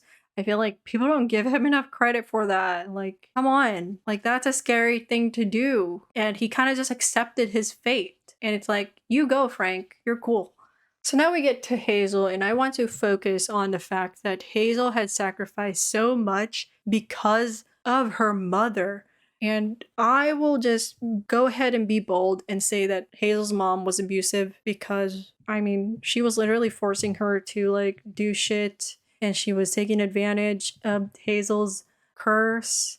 And Hazel's mom was just genuinely a bad person because Hazel's mom was giving those jewels to people knowing that something bad was going to happen to them, but she was just being greedy. And then she even literally becomes a villain by helping Gaia, and it's only at the last few minutes of her life where she finally tells Hazel, I'm sorry, you know, and I'm like, you're not a good person. Hazel is just amazing. She's an amazing daughter. I mean, she stayed loyal to her mom. And then in the end, she realized like this is wrong. And then she just did so much for her mom. Even in the underworld, she saves her mom's soul from the fields of punishment. And I wrote down here, it took Hazel sacrificing her place in Elysium to save her mom from the fields of punishment. And even then, her mother is unable to express any real gratitude because she's dead and now she's a ghost, you know, and she can't really do anything. And I just like, Hazel not only sacrificed her life because of her mother's actions, but she also sacrificed her afterlife. She just like literally, Hazel sacrificed everything to help her mom.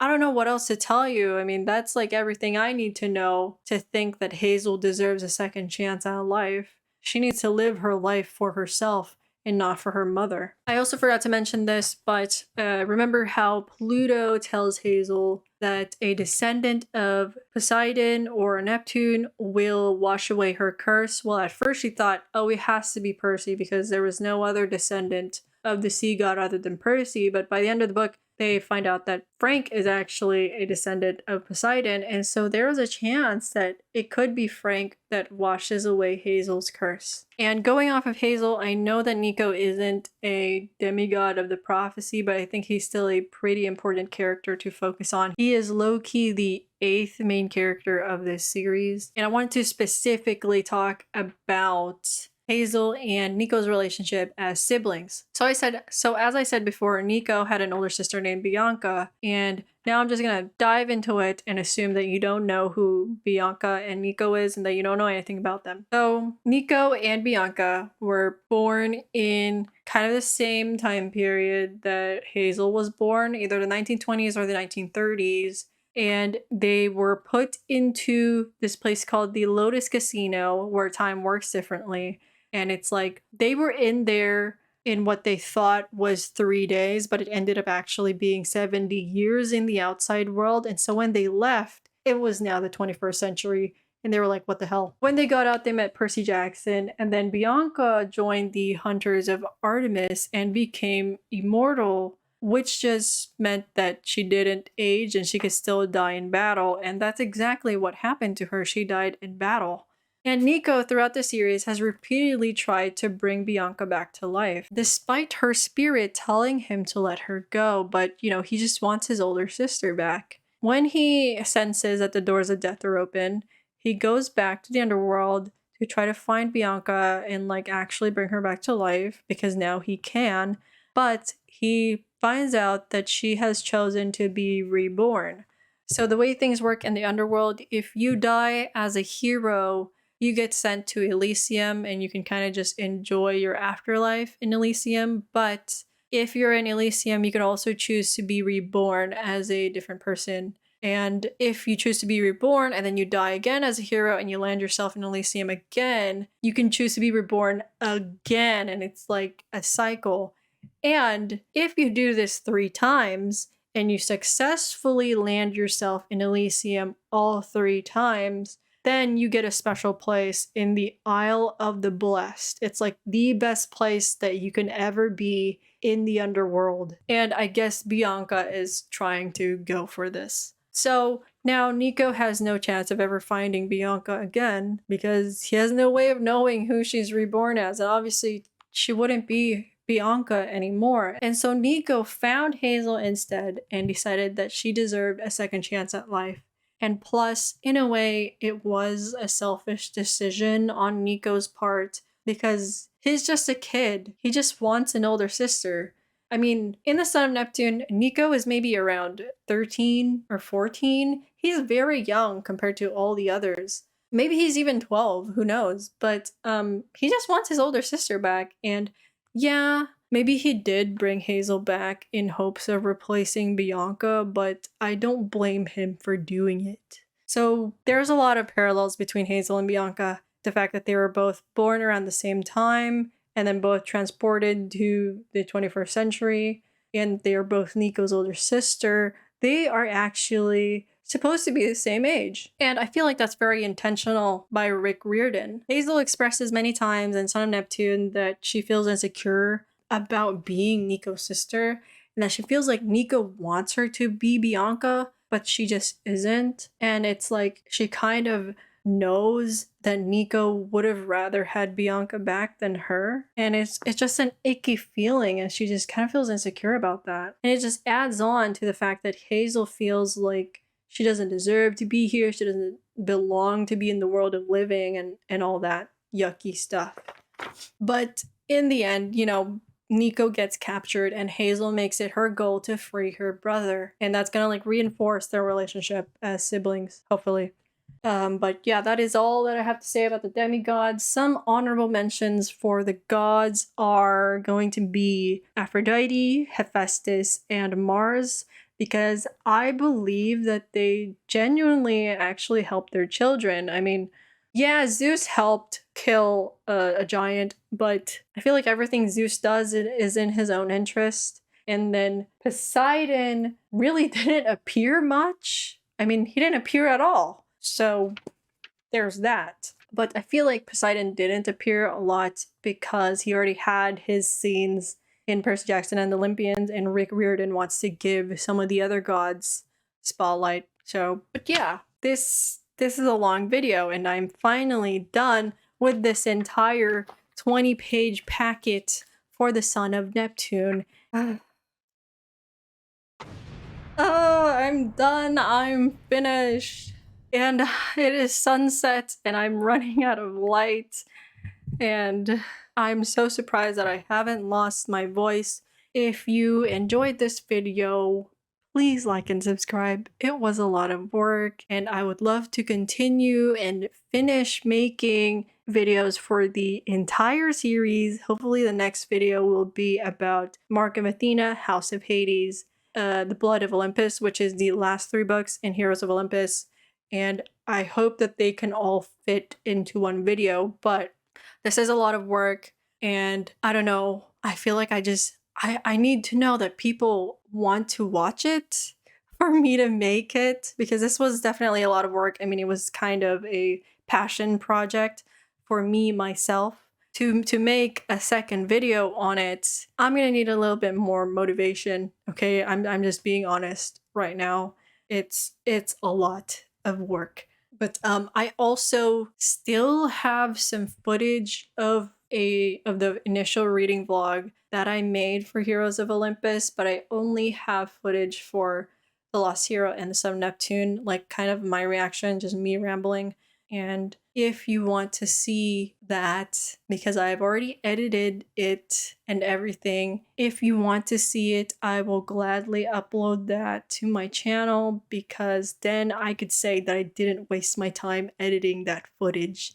But I will only do it if people actually want to see it, because it is also kind of scuffed. You know, over time, I just got better at editing, and that was definitely not a time where I was that good at editing. Okay, I'm sorry, but if you do want to see it, I will upload that. If you like the way that this video is formatted with like the chart and it's a recap and stuff, once again, you should check out Quentin Reviews, Jenny Nicholson, Carrie Can Read, and Mike's Mike, because they do have some similar videos. I mean, I literally took inspiration from them and I kind of copied them, so go watch them if you haven't already. And again, huge thanks to huge thanks to the artists who allowed me to use their art. All the credits will be down in the description. Some of them will be from the official art from the books, and I will just link the books there. And yeah, that's it for this video. I'm gonna stop talking now. Bye!